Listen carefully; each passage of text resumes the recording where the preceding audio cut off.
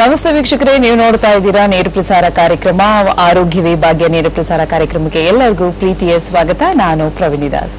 ವೀಕ್ಷಕರೇ, ಎಂದಿನಂತೆ ಇವತ್ತು ಕೂಡ ಒಂದು ವಿಶೇಷದ ಸಬ್ಜೆಕ್ಟ್ ಕುರಿತಾಗಿ ನಾವು ಸಾಕಷ್ಟು ಮಾಹಿತಿಯನ್ನ ಮಾರ್ಗದರ್ಶನವನ್ನ ನೀಡ್ತಾ ಇದ್ದೀವಿ.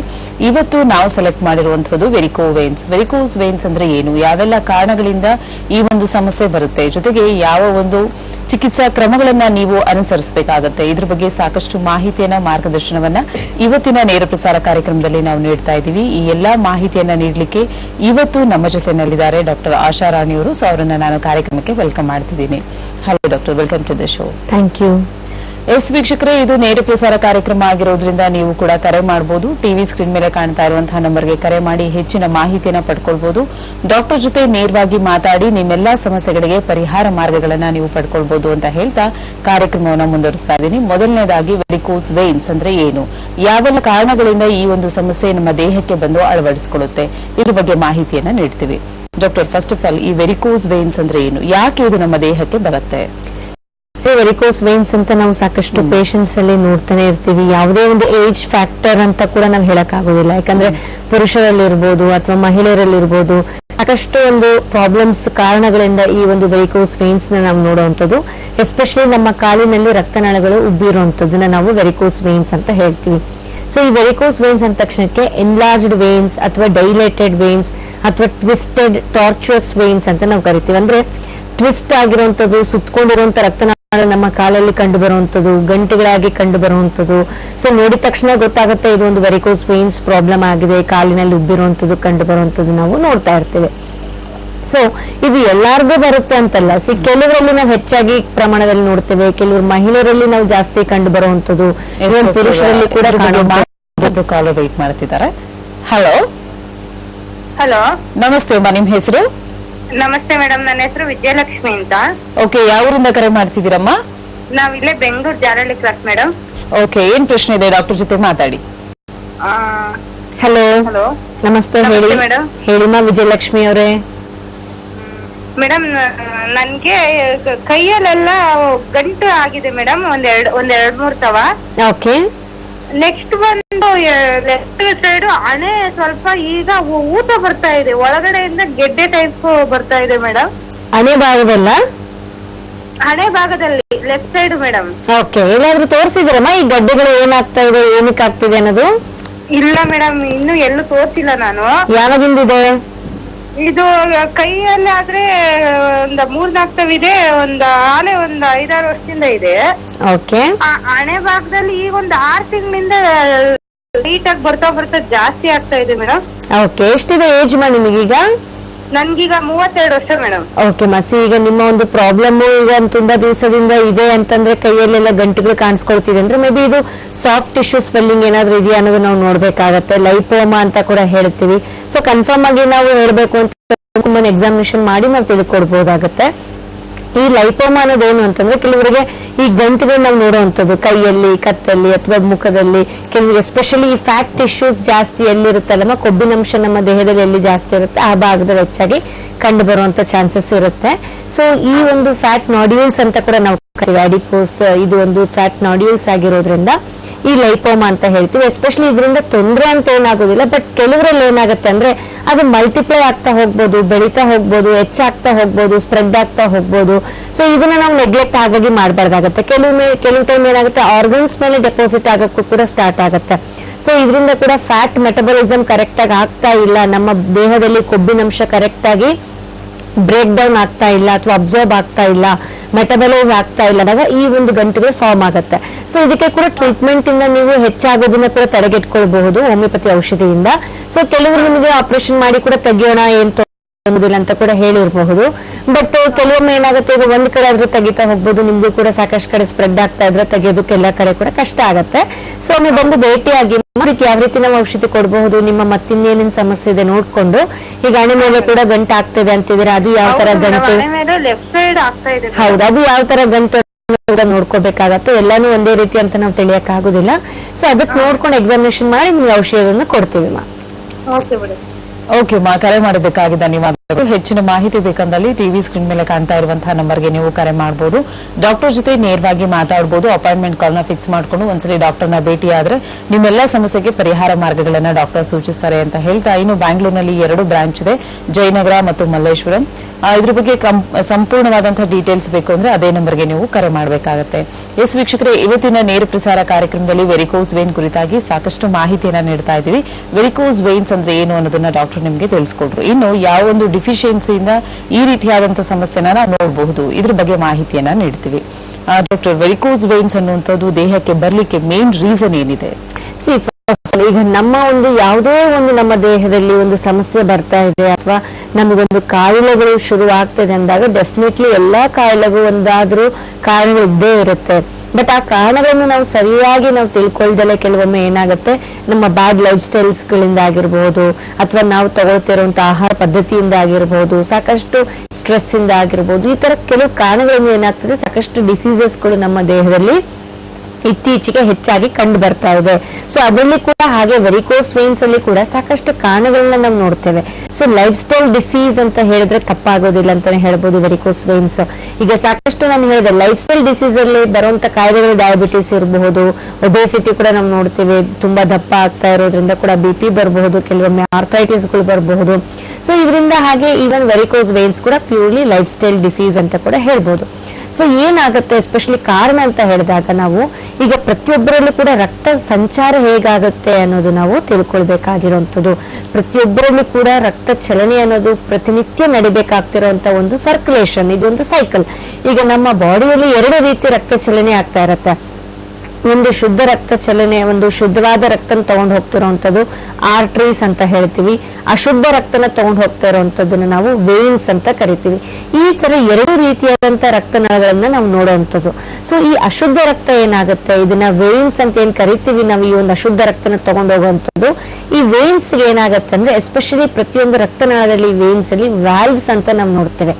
ಈ ವ್ಯಾಲ್ವ್ಸ್ ಅನ್ನೋದು ನಮ್ಮ ಒಂದು ಬ್ಲಡ್ ನ ಅಗೇನ್ಸ್ಟ್ ಗ್ರಾವಿಟಿ ಕೆಳಗಡೆ ಪಾದದಿಂದ ಹಿಡಿದು ಮೇಲ್ಗಡೆ ಹೃದಯಕ್ಕೆ ಈ ಒಂದು ಅಶುದ್ಧ ರಕ್ತ ಪಂಪ್ ಆಗ್ಬೇಕಾಗತ್ತೆ.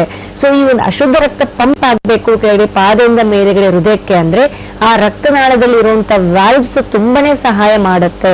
ಸೊ ಈ ವ್ಯಾಲ್ವ್ಸ್ ಏನ್ ಮಾಡುತ್ತೆ, ಓಪನಿಂಗ್ ಕ್ಲೋಸಿಂಗ್ ಮಾಡೋದ್ರಿಂದ ಕರೆಕ್ಟ್ ಆಗಿ ಏನಾಗುತ್ತೆ, ಆ ಒಂದು ಬ್ಲಡ್ ಕೆಳಗಿಂದ ಮೇಲೆ ಹೃದಯಕ್ಕೆ ಪಂಪ್ ಆಗುತ್ತೆ.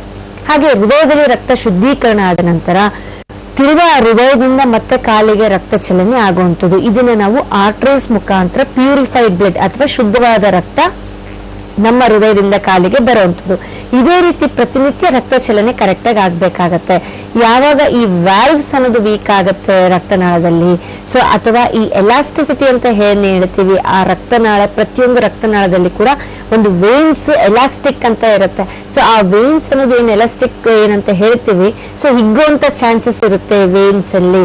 ಸೊ ಏನಾಗುತ್ತೆ, ಇದು ತುಂಬಾ ಒಂದು ದಿವಸಗಳ ಕಾಲದಿಂದ ಆ ಒಂದು ಬ್ಲಡ್ ಸರ್ಕ್ಯುಲೇಷನ್ ಸರಿಯಾಗಿ ಆಗ್ತಾ ಇಲ್ಲ ಅಥವಾ ಆ ಒಂದು ವ್ಯಾಲ್ವ್ಸ್ ವೀಕ್ ಆಗಿದೆ ಅಂದಾಗ ಏನಾಗುತ್ತೆ, ಆ ಕೆಟ್ಟ ರಕ್ತ ಆ ಒಂದು ರಕ್ತನಾಳದಲ್ಲೇ ಆ ಒಂದು ಕಾಲದಲ್ಲೇ ಉಳ್ಕೊಳ್ತಾ ಪ್ರತಿನಿತ್ಯ ಏನಾಗುತ್ತೆ, ತುಂಬಾ ದಿವಸಗಳ ಕಾಲ, ತುಂಬಾ ತಿಂಗಳುಗಳು, ವರ್ಷಗಳು ಆಗ್ತಾ ಇದ್ದಂಗೆ ಅಲ್ಲಿ ಇಂಟ್ರಾವೀನಸ್ ಪ್ರೆಷರ್ ಅನ್ನೋದು ಬಿಲ್ಡ್ ಆಗುತ್ತೆ.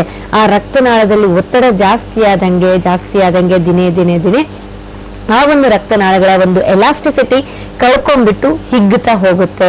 ಯಾವಾಗ ಆ ಒಂದು ರಕ್ತನಾಳಗಳ ಎಲಾಸ್ಟಿಸಿಟಿ ಕಳ್ಕೊಂಡು ಆ ಒಂದು ವೇನ್ಸ್ ಹಿಗ್ಗೋದಕ್ಕೆ ಸ್ಟಾರ್ಟ್ ಆಗುತ್ತೆ, ನಮ್ಮ ಕಾಲಿನಲ್ಲಿ ಮೇಲ್ಗಡೆ ಕಂಡು ಬರುವಂತದ್ದು ಉಬ್ಬಿರುವಂತ ರಕ್ತನಾಳಗಳ ಮೇಲ್ಗಡೆನೆ ಕಾಲಲ್ಲಿ ಎಕ್ಸಾಮಿನೇಷನ್ ಮಾಡಿದಾಗ್ಲೇನೆ ಪಿಕ್ಚರ್ಸ್ ಟಿವಿ ಸ್ಕ್ರೀನ್ ಮೇಲೆ ಕೂಡ ಕಂಡು ಬರ್ತಾ ಇರುವಂತದ್ದು, ದಪ್ಪ ಗಂಟುಗಳಾಗಿ ಉಬ್ಬಿರುವಂತದ್ದು ಕಂಡು ಬರುವಂತದ್ದು, ಈ ತರ ಕಾಲಿನಲ್ಲಿ ಕಾಣುವಂತದಕ್ಕೆ ಸ್ಟಾರ್ಟ್ ಆಗುತ್ತೆ. ಸೊ ಇದಕ್ಕೆ ಸಿಂಪ್ಟಮ್ಸೇ ಬರಬೇಕು ಅಂತಲ್ಲ, ಎಷ್ಟೋ ಪೇಷಂಟ್ಸ್ ಅಲ್ಲಿ ನೋಡಿದ ತಕ್ಷಣ ಕೂಡ ಹೇಳ್ಬೋದು ಇವರಲ್ಲಿ ಒಂದು ವೆರಿಕೋಸ್ ವೇನ್ಸ್ ಪ್ರಾಬ್ಲಮ್ ಆಗಿದೆ ಅಂತ. ಸೊ ಮೇನ್ ಕಾರಣ ಅಂತ ಹೇಳಿದಾಗ ಎಲಾಸ್ಟಿಸಿಟಿ ವೀಕ್ ಆಗುವಂಥದ್ದು, ಹಾಗೆ ವಾಲ್ವ್ಸ್ ಫಂಕ್ಷನಿಂಗ್ ಅಥವಾ ವಾಲ್ವ್ಸ್ ವೀಕ್ ಆಗುವಂತದ್ರಿಂದ ಈ ಒಂದು ವೆರಿಕೋಸ್ ವೇನ್ಸ್ ಬರುವಂತದ್ದು. ಸೊ ಇದು ಯಾಕೆ ವೀಕ್ ಆಗುತ್ತೆ ಈ ವಾಲ್ವ್ಸ್ ಮತ್ತು ಎಲಾಸ್ಟಿಸಿಟಿ, ಇದಕ್ಕೆ ನಾವು ಟ್ರೇರಿಂಗ್ ಫ್ಯಾಕ್ಟರ್ಸ್ ಅಂತ ಕೂಡ ಹೇಳ್ತೀವಿ. ಅದೇ ರೀತಿ ಸಾಕಷ್ಟು ಕಾರಣಗಳಿಂದ ಈ ಒಂದು ವಾಲ್ವ್ಸ್ ಇನ್ಕಾಂಪಿಟೆಂಟ್ ಆಗ್ತಾ ಹೋಗುತ್ತೆ, ಸರಿಯಾಗಿ ಕೆಲಸ ಮಾಡೋದಿಲ್ಲ. ಇದಕ್ಕೆ ಮುಖ್ಯ ಕಾರಣ ಅಂತಂದ್ರೆ ಲಾಂಗ್ ಸ್ಟ್ಯಾಂಡಿಂಗ್. ಈಗ ತುಂಬಾ ಗಂಟೆಗಳ ಕಾಲ ನಾವು ನಿಂತ್ಕೊಂಡು ಕೆಲಸ ಮಾಡುವಂಥದ್ದು. ಇದಕ್ಕೆ ಯಾರೋ ಇರ್ಬೋದು, ಮಹಿಳೆಯರಲ್ಲಿರ್ಬೋದು, ಪುರುಷರಲ್ಲಿರಬಹುದು, ಸಾಕಷ್ಟು ಕೆಲವು ಕೆಲಸಗಳೇ ಹಾಗೆ ಇರುತ್ತೆ, ತುಂಬಾ ನಿಂತ್ಕೊಂಡು ಕೆಲಸ ಮಾಡ್ಲೇಬೇಕಾಗಿರುತ್ತೆ, ಬೇರೆ ಆಪ್ಷನ್ನೇ ಇಲ್ಲ ನಮ್ಗೆ ಅಂತ ಕೂಡ ನಾವು ನೋಡ್ತಾ ಇರ್ತೀವಿ ಪೇಷಂಟ್ಸ್ ಹೇಳುವಂಥದ್ದು, ಗಂಟೆಗಳ ಕಾಲ ಕುತ್ಕೊಂಡು ಕೆಲಸ ಮಾಡುವಂಥದ್ದು, ಗಂಟೆಗಳ ಕಾಲ ನಿಂತ್ಕೊಂಡು ಕೆಲಸ ಮಾಡುವಂಥದ್ದು. ಇದರಿಂದ ಏನಾಗುತ್ತೆ, ನಮ್ಮ ಕಾಲಿನಲ್ಲಿ ಡೆಫಿನೆಟ್ಲಿ ಪ್ರೆಷರ್ ಬಿಲ್ಡಪ್ ಆಗ್ತಾ ಹೋಗುತ್ತೆ, ಕಾಲಿನಲ್ಲಿ ಒತ್ತಡ ಜಾಸ್ತಿ ಆಗ್ತಾ ಹೋಗುತ್ತೆ. ಸೊ ಇದರಿಂದ ಆ ಒಂದು ವ್ಯಾಲ್ವ್ಸ್ಗೆ ಕೂಡ ಎಫೆಕ್ಟ್ ಆಗೋ ಚಾನ್ಸಸ್ ಇರುತ್ತೆ, ಹಾಗೆ ಎಲಾಸ್ಟಿಸಿಟಿ ಕೂಡ ವೀಕ್ ಆಗೋ ಚಾನ್ಸಸ್ ಇರುತ್ತೆ. ಇದರಿಂದ ವೆರಿಕೋಸ್ ವೇನ್ಸ್ ಬರೋ ಸಾಧ್ಯತೆ ಕೂಡ ಇರುತ್ತೆ. ಹಾಗಾಗಿ ಫಸ್ಟ್ ಆಫ್ ಆಲ್ ನಾವು ಪೇಷಂಟ್ಗೆ ಹೇಳುವಂಥದ್ದು ಆದಷ್ಟು ನಿಲ್ಲುವಂಥದ್ದನ್ನ ಕಡಿಮೆ ಮಾಡ್ಕೊಳ್ಳಿ. ಸೊ ಹಾಗೆ ಗಂಟೆಗಳ ಕಾಲ ಒಂದೇ ಕಡೆಗೆ ಕುತ್ಕೊಂಡು ಕೆಲಸ ಮಾಡುವಂಥದ್ದು, ಎಸ್ಪೆಷಲಿ ನಾವು ನೋಡ್ತೀವಿ IT ಕಂಪ್ನೀಸ್ ಇರಬಹುದು, ಈವನ್ ಕಂಡಕ್ಟರ್ಸ್ ಇರಬಹುದು, ತುಂಬಾ ನಿಂತ್ಕೊಂಡು ಕೆಲಸ ಮಾಡುವಂಥದ್ದು, ಟ್ರಾಫಿಕ್ ಪೊಲೀಸರ್ಸ್ ಇರಬಹುದು, ಲೆಕ್ಚರರ್ಸ್, ಟೀಚಿಂಗ್ ಪ್ರೊಫೆಷನ್ಸ್ ಅಲ್ಲಿ ಇರಬಹುದು, ಈ ತರ ಸಾಕಷ್ಟು ಸೆಕ್ಯೂರಿಟಿ ಇರಬಹುದು. ಸಾಕಷ್ಟು ಈಗಿನ ಒಂದು ಏನಾಗ್ತಾ ಇದೆ, ನಮ್ಮ ಒಂದು ಕೆಲಸ ಒತ್ತಡದಿಂದ ತುಂಬಾನೇ ನಿಂತ್ಕೊಂಡು ಕೆಲಸ ಮಾಡುವಂತದನ್ನ ನಾವು ಅತಿ ಹೆಚ್ಚು ನೋಡ್ತಾ ಇದೀವಿ. ಕುತ್ಕೊಂಡು ಗಂಟೆಗಳ ಕಾಲ ಕೆಲಸ ಇದ್ದಾರೆ. ಹಲೋ ಹಲೋ ಹಲೋ ಮೇಡಮ್, ನಮಸ್ತೆ. ನಮಸ್ತೆ ಸರ್, ನಿಮ್ ಹೆಸರು, ಎಲ್ಲಿಂದ ಕರೆ ಮಾಡ್ತೀರಾ? ನಾನು ಪದ್ಮನಾಭದಿಂದ ಮಾಡ್ತಾ ಇದ್ದೀನಿ. ಓಕೆ ಸರ್, ಏನ್ ಪ್ರಶ್ನೆ ಇದೆ ಸರ್, ಕೇಳಿ. ಅಲ್ಲಿ ಕೆಲವರು ಹೇಳಿ. ಹಲೋ, ಕೆಲವರು ಹೇಳ್ತಾರೆ, ಹೇಳಿ. ಕೆಲವರು ಹೇಳ್ತಾರೆ ಇಲ್ಲ ಇಲ್ಲ ಈ ವೆರಿಕೋಸ್ ಬಂದ್ರೆ. ಹಲೋ ಹೇಳಿ, ಕೇಳಿಸ್ತಾ ಇದೆ. ನಿಮ್ಮ ಸಮಸ್ಯೆ ಏನಾಗ್ತಿದೆ ಅಂತ ಹೇಳಿದ್ರೆ ಗೊತ್ತಾಗುತ್ತೆ. ಅಲ್ಲ, ನನಗೆ ಕೇಳಿಸ್ತಾ ಇದೆ ಇಲ್ಲಿ. ಹಲೋ, ಅಲ್ಲ, ನೀವು ಮಾತಾಡೋದು ಕೇಳಿಸ್ತಾ ಇಲ್ಲ. ನಿಮ್ ಸಮಸ್ಯೆ ಏನಿದೆ ಹೇಳಿ, ನಾನು ಅದ್ರ ಬಗ್ಗೆ ತಿಳಿಸ್ಕೊಡ್ತೀನಿ. ಕೇಳಿಸ್ತಾ ಇದೆಯಾ ಈಗ? ಈಗ ಕೇಳಿಸ್ತಾ ಇದೆ. ಹೇಳಿ ಸರ್, ಹೇಳಿ, ಏನ್ ಸಮಸ್ಯೆ ಇದೆ? ಅಲ್ಲೋ, ಏನಾಗಿದೆ ಅಂದ್ರೆ ಈ ವೆರಿಕೋಸ್ ಅಂತ ಬರುತ್ತಲ್ಲ, ಈ ಗಂಟು ತರ, ಓಕೆ. ಅದು ಏನಾಗುತ್ತೆ ಅಂದ್ರೆ ಈ ಇದೆಯಲ್ಲ ಮೇಡಮ್, ಅಂತದ ಕೆಲವು ಸಲ ಪಂಚರ್ ಆಗ್ಬಿಟ್ರೆ, ಓಕೆ, ಯಾವ್ದಾದ್ರು ಟಚ್ ಆದಾಗ ಪಂಚರ್ ಆಗ್ಬಿಟ್ರೆ ಬ್ಲಡ್ ನಿಲ್ಲೋದಿಲ್ಲ ಅಂತಂತ ಕೆಲವರು ಹೇಳ್ತಿದ್ರು. ಹೌದು. ಅದು ಅದು ಯಾವ ತರ ಪ್ರಾಬ್ಲಮ್ ಆಗುತ್ತೆ ಏನು, ಅದಕ್ಕೆ ನಾನೇಂತಂದ್ರೆ ಒಂದ್ಸಲ ಡಾಕ್ಟರ್ ಹತ್ರ ತೋರಿಸಿ ಅಂತ ಒಬ್ರಿಗೆ ಸಲಹೆ ಕೊಟ್ಟೆ. ಓಕೆ. ಅದಕ್ಕೆ ಇವತ್ತು ಬರ್ತಿತ್ತಲ್ಲ ತಂದು, ಓಕೆ.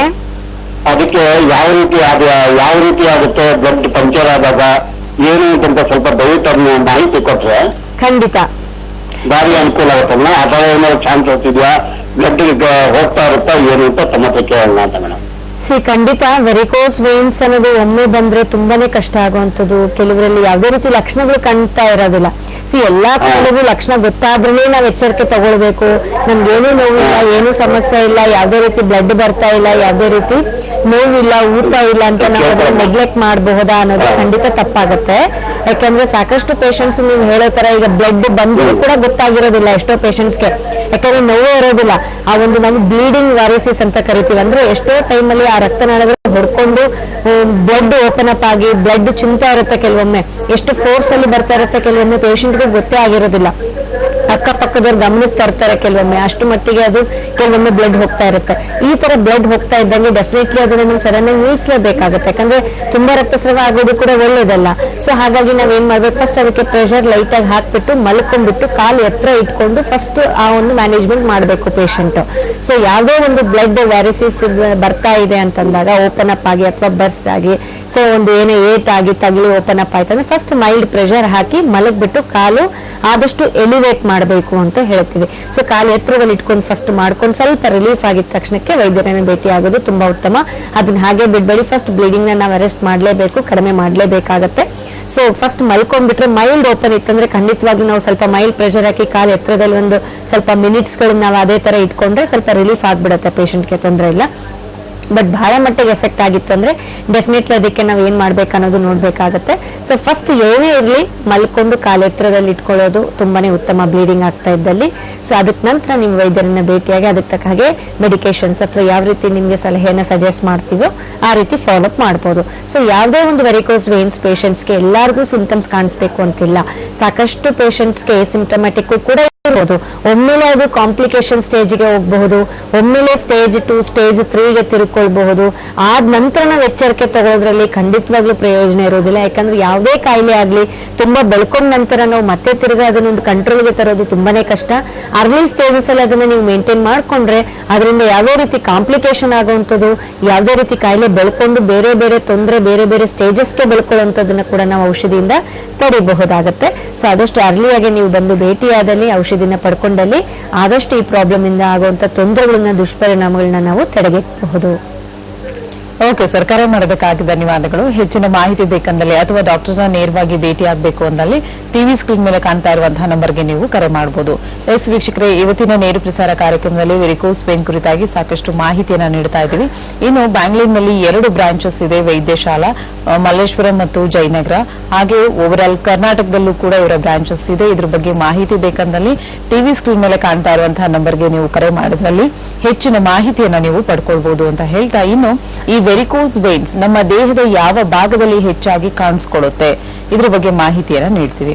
ಡಾಕ್ಟರ್, ಇದು ಕಾಲಿನ ಭಾಗದಲ್ಲಿ ಮಾತ್ರ ಕಾಣಿಸ್ಕೊಳ್ಳುತ್ತಾ ಅಥವಾ ದೇಹದ ಬೇರೆ ಭಾಗದಲ್ಲಿ ಕಾಣಿಸ್ಕೊಳ್ಳುವಂತ ಚಾನ್ಸಸ್ ಇದೆಯಾ?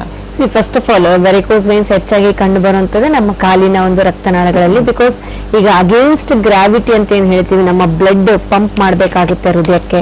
ಹಾಗಾಗಿ ಆ ಒಂದು ವೇನ್ಸ್ಗೆ ಪ್ರೆಷರ್ ಖಂಡಿತವಾಗ್ಲೂ ಜಾಸ್ತಿ ಇದ್ದೇ ಇರುತ್ತೆ. ಬಟ್ ಆ ಪ್ರೆಷರ್ ಇನ್ನಷ್ಟು ಜಾಸ್ತಿಯಾಗಿ ರಕ್ತನಾಳಗಳ ಒಂದು ವ್ಯಾಲ್ವ್ಸ್ ನ ಡ್ಯಾಮೇಜ್ ಮಾಡೋ ಸಾಧ್ಯತೆ ಇರುತ್ತೆ, ಎಲಾಸ್ಟಿಸಿಟಿನ ವೀಕ್ ಮಾಡೋ ಚಾನ್ಸಸ್ ಇರುತ್ತೆ. ಆಗ ಈ ಕಾಲಿನಲ್ಲಿ ಉಬ್ಬಿರುವಂತ ರಕ್ತನಾಳಗಳು ಕಾಣುವಂಥದ್ದು. ಸೊ ಸಾಕಷ್ಟು ಕಾರಣಗಳು ಹೇಳ್ತಾ ಬಂದೆ. ಇನ್ನು ಹಲವಾರು ಕಾರಣಗಳನ್ನ ನಾವು ನೋಡ್ತೇವೆ ಈ ಒಂದು ವೆರಿಕೋಸ್ ವೇನ್ಸ್ಗೆ ಬರೋದಕ್ಕೆ. ಬರೀ ನಿಂತ್ಕೊಂಡು ಅಥವಾ ಕುತ್ಕೊಂಡು ಕೆಲಸ ಮಾಡುವಂಥದ್ದು ಅಷ್ಟೇ ಅಲ್ಲ, ಕೆಲವರಲ್ಲಿ ನಮ್ಮ ಪೇಷಂಟ್ಸ್ ಬರುವಂತದ್ದಾದ್ರೆ ಈವನ್ 20 ಏಜ್ಗಳಲ್ಲಿ ಆಗಿರ್ಬೋದು, ಇವನ್ 18-20 ವರ್ಷ ಅಂತ ಹೇಳ್ತಾರೆ, ಕೆಲವರು 25-30 ಇಯರ್ಸ್ ಅಂತ ಹೇಳ್ತಾರೆ, ಕೆಲವರು ಇನ್ನು 30s 40s ಅಲ್ಲೇ ಇರ್ತಾರೆ. 60-70 ವರ್ಷಕ್ಕೆ ಇದು ಏಜ್ ಫ್ಯಾಕ್ಟರ್ ಅಲ್ಲೇ ಬರುವಂತದ್ದಲ್ಲ, ಕೆಲವರಲ್ಲಿ ಇವನ್ ಕಡಿಮೆ ಏಜ್ ಅಲ್ಲಿ ಕೂಡ ಬರೋ ಚಾನ್ಸಸ್ ತುಂಬಾನೇ ಇರುತ್ತೆ, ಲೈಕ್ 20s 30s ಅಲ್ಲಿ ಕೂಡ. ಇದಕ್ಕೆ ಮತ್ತೆ ತಿರ್ಗಾ ನಾವು ಕಾರಣ ಅಂತ ಹೇಳಿದಾಗ ಬರೀ ನಿಂತ್ಕೊಂಡ್ ಕೆಲಸ ಅಂತಲ್ಲ. ಈಗ 20-30 ವಯಸ್ಸಲ್ಲಿ ಅಂತಂದ್ರೆ ಅಷ್ಟು ವರ್ಷಾನ್ಗಟ್ಲೆಗಳು ನಿಂತ್ಕೊಂಡು ಕೆಲಸ ಮಾಡಿರುವಂತದ್ದು ತುಂಬಾನೇ ಕಮ್ಮಿ ಇರುತ್ತೆ. ಬಟ್ ಇವರಲ್ಲಿ ನಾವು ನೋಡುವಂತದ್ದಾದ್ರೆ ಮೇ ಬಿ ಅವರ ಒಂದು ಹಿಸ್ಟ್ರಿ ಏನಾದ್ರೂ ಇದೆಯಾ ಅನ್ನೋದು ನೋಡ್ಬೇಕಾಗತ್ತೆ, ಆನುವಂಶಿಕವಾಗಿ ಏನಾದ್ರೂ ಬಂದಿದ್ಯಾ ಅನ್ನೋದು ನಾವು ನೋಡ್ಬೇಕಾಗತ್ತೆ, ಫ್ಯಾಮಿಲಿ ಹಿಸ್ಟ್ರಿ ಇದೆಯಾ. ಫ್ಯಾಮಿಲಿ ಹಿಸ್ಟ್ರಿ ಇದ್ದಲ್ಲಿ ಕೂಡ ತುಂಬಾ ಅರ್ಲಿ ಏಜ್ ಅಲ್ಲೇ ಈ ಒಂದು ವೆರಿಕೋಸ್ ವೇನ್ಸ್ ನ ಕೂಡ ನಾವು ಸಾಧ್ಯತೆವಾಗಿ ಬರೋ ಚಾನ್ಸಸ್ ಕೂಡ ಇರುತ್ತೆ. ಸೊ ಡಾಕ್ಟರ್ ಒಬ್ರು ಕಾಲರ್ ಇದ್ದಾರೆ. ಹಲೋ ಹಲೋ, ನಮಸ್ತೆ, ನಿಮ್ಮ ಹೆಸರು? ನನ್ನ ಹೆಸರು ನಂದಿನಿ ಅಂತ. ಓಕೆ ನಂದಿನಿ, ಯಾವ ಊರಿಂದ ಕರೆ ಮಾಡ್ತಿದ್ದೀರಾ? ಇದು ಬೆಂಗಳೂರಿಂದಾನೆ ಡಾಕ್ಟರ್. ನನ್ನ ಏಜ್ ಬಂದು 60 ಇಯರ್ಸ್. ಆಕ್ಚುಲಿ ರೈಟ್ ಥೈಸ್ ಅಲ್ಲಿ ನಂಗೆ ಈ ನಡುವೆ ನರ್ವ್ ಸ್ವಲ್ಪ ಎತ್ತು ಕಾಣ್ತಾ ಇದೆ. ಸೊ ಸ್ವಲ್ಪ ಲೈಕ್ ನೈಟ್ ಟೈಮ್ ನಂಗೆ ಒಂಥರ ಇಚ್ಚಿಂಗ್ ಮತ್ತೆ ಉರಿ ಉರಿ ಸ್ಟಾರ್ಟ್ ಆಗುತ್ತೆ. ಥೈಸ್ ಪಾರ್ಟ್ ಅಲ್ಲಿ ಮಾತ್ರ ಇರೋದು. ಥೈಸ್ ಪಾರ್ಟ್ ವೇಟ್ ಎಷ್ಟಿದೆ? ಹಲೋ, ವೇಟ್ ಎಷ್ಟಿದೆ ನಿಮ್ಮ ತೂಕ?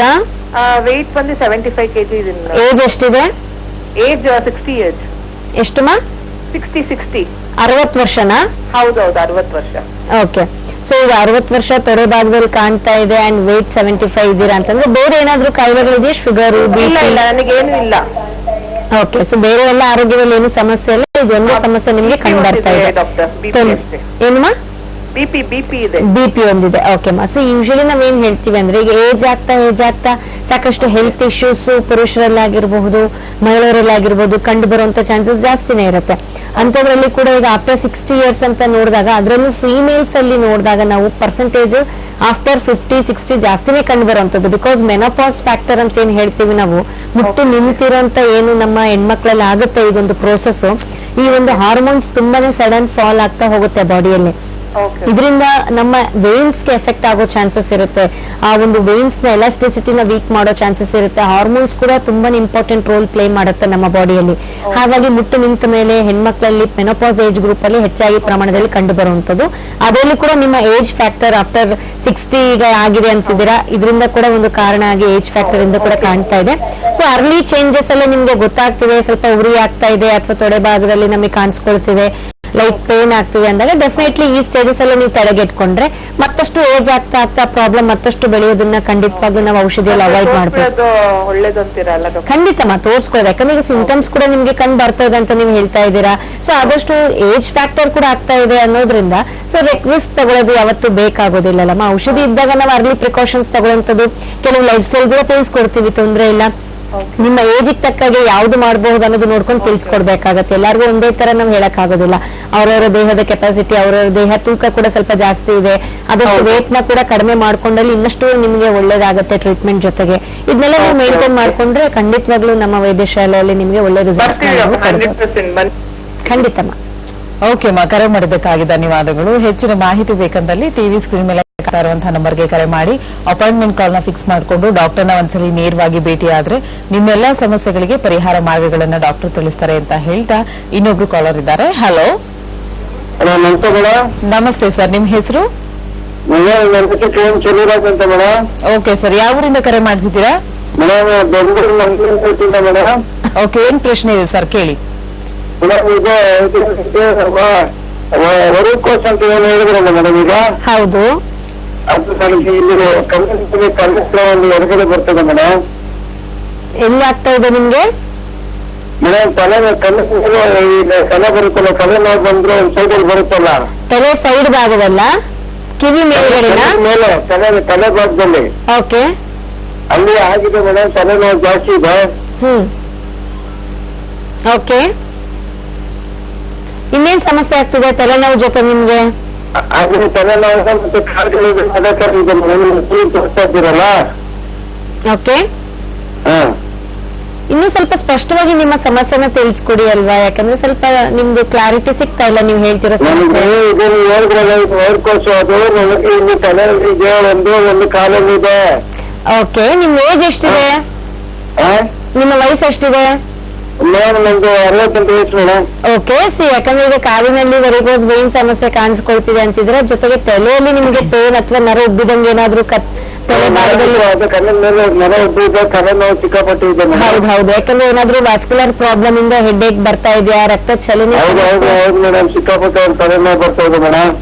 ಹೌದು. ಸೊ ರಕ್ತ ಒತ್ತಡದಿಂದ ಮತ್ತು ಅದರಿಂದ ಏನಾದ್ರೂ ರಕ್ತ ಚಲನೆ ಸರಿಯಾಗಿ ಆಗ್ತಾ ಇಲ್ಲದಕ್ಕೆ ಕೂಡ ಕೆಲವೊಮ್ಮೆ ಪೇನ್ ಬರುತ್ತೆ ತಲೆಯಲ್ಲಿ. ವ್ಯಾಸ್ಕ್ಯುಲರ್ ಹೆಡ್ ಏಕ್ ಅಂತ ಕೂಡ ಹೇಳ್ಬೋದು, ನ್ಯೂರಲಾಜಿಕಲ್ ರಿಲೇಟೆಡ್ ಹೆಡ್ ಏಕ್ ಅಂತ ಹೇಳ್ಬೋದು.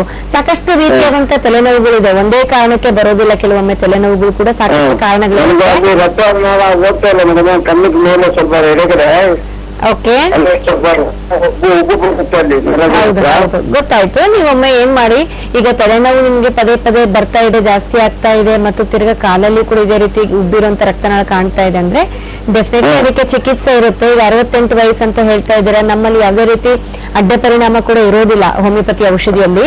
ಸೊ ನೀವು ಬರಬಹುದು, ನಿಮ್ಮ ಒಂದು ಸಮಸ್ಯೆ ರಿಲೇಟೆಡ್ ತಲೆನೋವು ಕೂಡ ಏನಕ್ಕೆ ಬರ್ತಾ ಇದೆ, ರಕ್ತ ಒತ್ತಡದಿಂದ ಬರ್ತಾ ಇದೆಯಾ, ವಾಸ್ಕ್ಯುಲರ್ ರಿಲೇಟೆಡ್ ಪ್ರಾಬ್ಲಮ್ ಅಥವಾ ನರದ ಒತ್ತಡದಿಂದ ಬರ್ತಾ ಇದೆಯಾ, ಏನ್ ಸಮಸ್ಯೆದಿಂದ ಬರ್ತಾ ಇದೆ ನೋಡ್ಕೊಂಡು ಅದಕ್ಕೆ ಔಷಧಿನೂ ಕೂಡ ಕೊಡ್ತಾ ಹೋಗ್ತೀವಿ. ಯಾವುದೇ ರೀತಿ ಆಪರೇಷನ್ ಆಗ್ಲಿ ನಮ್ಮಲ್ಲಿ ಇರೋದಿಲ್ಲ.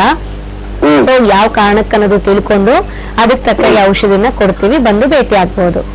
ಮೇಡಮ್, ಕಸಿದವ್ರ ಎಲ್ಲ ಕಾಸ್ಟ್ ತರೋದಕ್ಕೆ ನಾನು ರಿಟೈರ್ಡ್ ಎಂಪ್ಲಾಯ್ ಮೇಡಮ್, 1,500 ರೂಪಾಯಿ ಪಿಂಚಣಿ ಬರುತ್ತೆ. ಓಕೆ, ಅದರಿಂದ ಬರೋದಕ್ಕೆ ಅದು ಕಾಸು ಎಷ್ಟಾಗುತ್ತೆ ಏನು ಅಂತ ಎದುರ್ಕೊಂಡು ಸುಮ್ಮನೆ ಇದ್ದೀನಿ ಮೇಡಮ್. ಖಂಡಿತ ಯಾವುದೇ ರೀತಿ ಭಯ ಪಡ್ಕೊಳ್ಳೋ ಅವಶ್ಯಕತೆ ಇಲ್ಲ. ಸಾಕಷ್ಟು ಸಹಾಯ ಕೂಡ ಈಗ ರಿಟೈರ್ಡ್ ಆಗಿರಬಹುದು ಅಥವಾ ಸಾಕಷ್ಟು ಸೀನಿಯರ್ ಸಿಟಿಸನ್ಸ್ ಇರಬಹುದು, ತುಂಬಾನೇ ಎಷ್ಟು ಕಡೆ ಎಷ್ಟು ಅನುಕೂಲ ಆಗ್ಬಹುದು ಅಷ್ಟು ಮಟ್ಟಿಗೆ ಸಹಾಯ ಮಾಡ್ತಾ ಇದೆ ನಮ್ಮ ವೈದ್ಯಶಾಲೆಯಲ್ಲಿ, ಮಾಡ್ತಾ ಇದೀವಿ ಆಲ್ರೆಡಿ. ಸೊ ನಿಮಗೆ ಆ ಏನಾದ್ರೂ ಸಮಸ್ಯೆ ಇದ್ದಲ್ಲಿ ಅಟ್ಲೀಸ್ಟ್ ಬಂದು ಅದಕ್ಕೆ ತಕ್ಕಾಗೆ ಒಂದು ಮಾಹಿತಿ ತಿಳ್ಕೊಂಡು ಒಂದ್ ಸ್ವಲ್ಪ ಅದಕ್ಕೆ ತಕ್ಕಾಗಿ ರಿಲೇಟೆಡ್ ಸ್ವಲ್ಪ ಮೆಡಿಸಿನ್ಸ್ ನಾದ್ರೂ ತಗೊಂಡು ಹೋದ್ರೆ ಮುಂದೆ ಮತ್ತಷ್ಟು ಅದು ಕಾಯಿಲೆನ ಬೆಳೆಯೋದಿನಾದ್ರೂ ನೀವು ತಡೆಗಟ್ಕೊಳ್ಬಹುದಲ್ವಾ. ಓಕೆ ಸರ್, ಕರೆ ಮಾಡಿದ್ದಕ್ಕಾಗಿ ಧನ್ಯವಾದಗಳು. ನಿಮ್ಗೆ ಹೆಚ್ಚಿನ ಮಾಹಿತಿ ಬೇಕಂದಲ್ಲಿ ಟಿವಿ ಸ್ಕ್ರೀನ್ ಮೇಲೆ ಕಾಣುವಂತಹ ನಂಬರ್ಗೆ ನೀವು ಕರೆ ಮಾಡಿ ಮಾಹಿತಿಯನ್ನ ಪಡ್ಕೊಳ್ಬಹುದು. ವೀಕ್ಷಕರೇ, ಇವತ್ತಿನ ನೇರ ಪ್ರಸಾರ ಕಾರ್ಯಕ್ರಮದಲ್ಲಿ ವೆರಿಕೋಸ್ ವೇನ್ ಕುರಿತಾಗಿ ಸಾಕಷ್ಟು ಮಾಹಿತಿಯನ್ನ ನಾವು ನೀಡುತ್ತಾ ಇದ್ದೀವಿ. ಇನ್ನಷ್ಟು ಮಾಹಿತಿಯನ್ನ ನೀಡ್ತೀವಿ, ಆದ್ರೆ ಅದಕ್ಕಿಂತ ಮುಂಚೆ ಒಂದು ಸಣ್ಣ ವಿರಾಮ.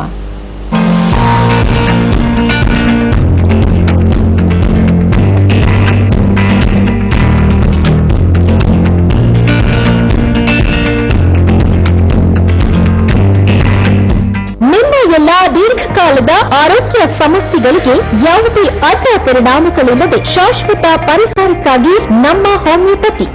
ಎಲ್ಲ ವೀಕ್ಷಕರಿಗೆ ನಮಸ್ಕಾರ. ನಾನು ಡಾಕ್ಟರ್ ಮಂಜುನಾಥ್, ನಮ್ಮ ಹೋಮಿಯೋಪತಿ ವತಿಯಿಂದ. ಇವತ್ತಿನ ವಿಷಯ ಬಂದ್ಬಿಟ್ಟು ಡಯಾಬಿಟಿಸ್ ಅಥವಾ ಮಧುಮೇಹ. ಮಧುಮೇಹ ಅಂತ ಹೇಳಿದ್ರೆ ನಮ್ಮ ದೇಹದ ರಕ್ತದಲ್ಲಿ ಯಾವಾಗ ಗ್ಲೂಕೋಸ್ ಅಂಶ ಅನ್ನೋದು ಹೆಚ್ಚಾಗುತ್ತೆ, ಸೊ ಆ ಕಂಡೀಷನ್ ನಾವು ಡಯಾಬಿಟಿಸ್ ಮೆಲಿಟಸ್ ಅಂತ ಹೇಳಿ ಕರಿತೇವೆ. ಮೇನ್ ಕಾಸ್ ಅಂತ ಹೇಳೋದು ಅಂದ್ರೆ ಜೀವನ ಶೈಲಿ ಮತ್ತೆ ಆಹಾರ ಪದ್ಧತಿ ಮತ್ತೆ ಆಹಾರ ಸೇವನೆ, ಒತ್ತಡದ ಜೀವನ ಡಯಾಬಿಟಿಸ್ ಬರೋದಕ್ಕೆ ಮುಖ್ಯ ಕಾರಣ ಅನ್ನೋದು ನಾವು ನೋಡ್ಬೋದಾಗತ್ತೆ. ಇದಕ್ಕೆ ಮುಖ್ಯವಾದ ಲಕ್ಷಣಗಳಂತ ಹೇಳಿದ್ರೆ ಬಾಯಾರಿಕೆ ಹೆಚ್ಚಾಗುವಂಥದ್ದು, ಮೂತ್ರ ಹೋಗುವಂಥದ್ದು, ಮತ್ತೆ ಅಂಗೈಯಲ್ಲಿ ಉರಿ ಆಗುವಂಥದ್ದು, ಅಂಗಾಲಲ್ಲಿ ಉರಿ ಆಗುವಂಥದ್ದು, ಹಸು ಹೆಚ್ಚಾಗುವಂಥದ್ದು, ಮತ್ತೆ weight loss is one of the main hallmark symptom ಅಂತ ಹೇಳ್ತೀವಿ. ಇದೆಲ್ಲ ಲಕ್ಷಣಗಳನ್ನ ನಾವು ನೋಡ್ಬೋದಾಗತ್ತೆ. ಮಧುಮೇಹ ಅನ್ನೋದು ಬರೀ ರಕ್ತಕ್ಕೆ ಮಾತ್ರ ಸೀಮಿತ ಇರುವಂತದ್ದಲ್ಲ. ಇದಕ್ಕೆ ಕರೆಕ್ಟ್ ಆದ ಚಿಕಿತ್ಸೆನ ನೀವು ಪಡ್ಕೊಂಡಿಲ್ಲ ಅಂತ ಹೇಳಿದ್ರೆ ತುಂಬಾನೇ ಕಾಂಪ್ಲಿಕೇಶನ್ಸ್ ಆಗೋ ಸಾಧ್ಯತೆ ಹೆಚ್ಚಿರುತ್ತೆ.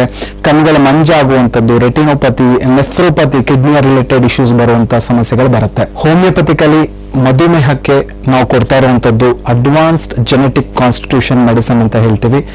ಆಧುನಿಕ ರೀತಿಯಲ್ಲಿ ಮಾನಸಿಕ ಮತ್ತು ದೈಹಿಕ ಚಟುವಟಿಕೆನ ನೋಡಿಕೊಂಡು ಆ ವ್ಯಕ್ತಿಗೆ ಮಧುಮೇಹ ಬರೋದಕ್ಕೆ ಯಾವ ಕಾರಣನ ಅನ್ನೋದು ತಿಳ್ಕೊಂಡು ಇಂಡಿವಿಜುವಲಿಟಿನ ತಿಳ್ಕೊಂಡು ಆ ವ್ಯಕ್ತಿಯ ಅನುಗುಣವಾಗಿ ನಾವು ಔಷಧಿಗಳನ್ನ ಕೊಟ್ಟಾಗ ಸೊ ಮಧುಮೇಹದಿಂದ ಯಾವುದೇ ರೀತಿ ಸಮಸ್ಯೆ ಉಂಟಾಗೋದಿಲ್ಲ.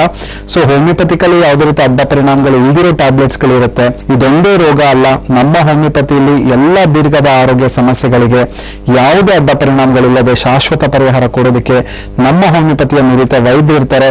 ಇದರ ಉಪಯೋಗವನ್ನು ಎಲ್ಲರೂ ಪಡ್ಕೊಳ್ಬೇಕು ವೀಕ್ಷಕರು ಅಂತ ನಾನು ಕೇಳ್ಕೊಳ್ತೇನೆ. ನಮ್ಮ ಶಾಖೆಗಳು ಬೆಂಗಳೂರಿನಲ್ಲಿ ಮಲ್ಲೇಶ್ವರಂ, ಜಯನಗರ, ಮೈಸೂರು, ಹಾಸನ, ಹುಬ್ಬಳ್ಳಿ, ದಾವಣಗೆರೆ, ಗುಲ್ಬರ್ಗ, ಹೊಸಕೋಟೆ, ಶಿವಮೊಗ್ಗ.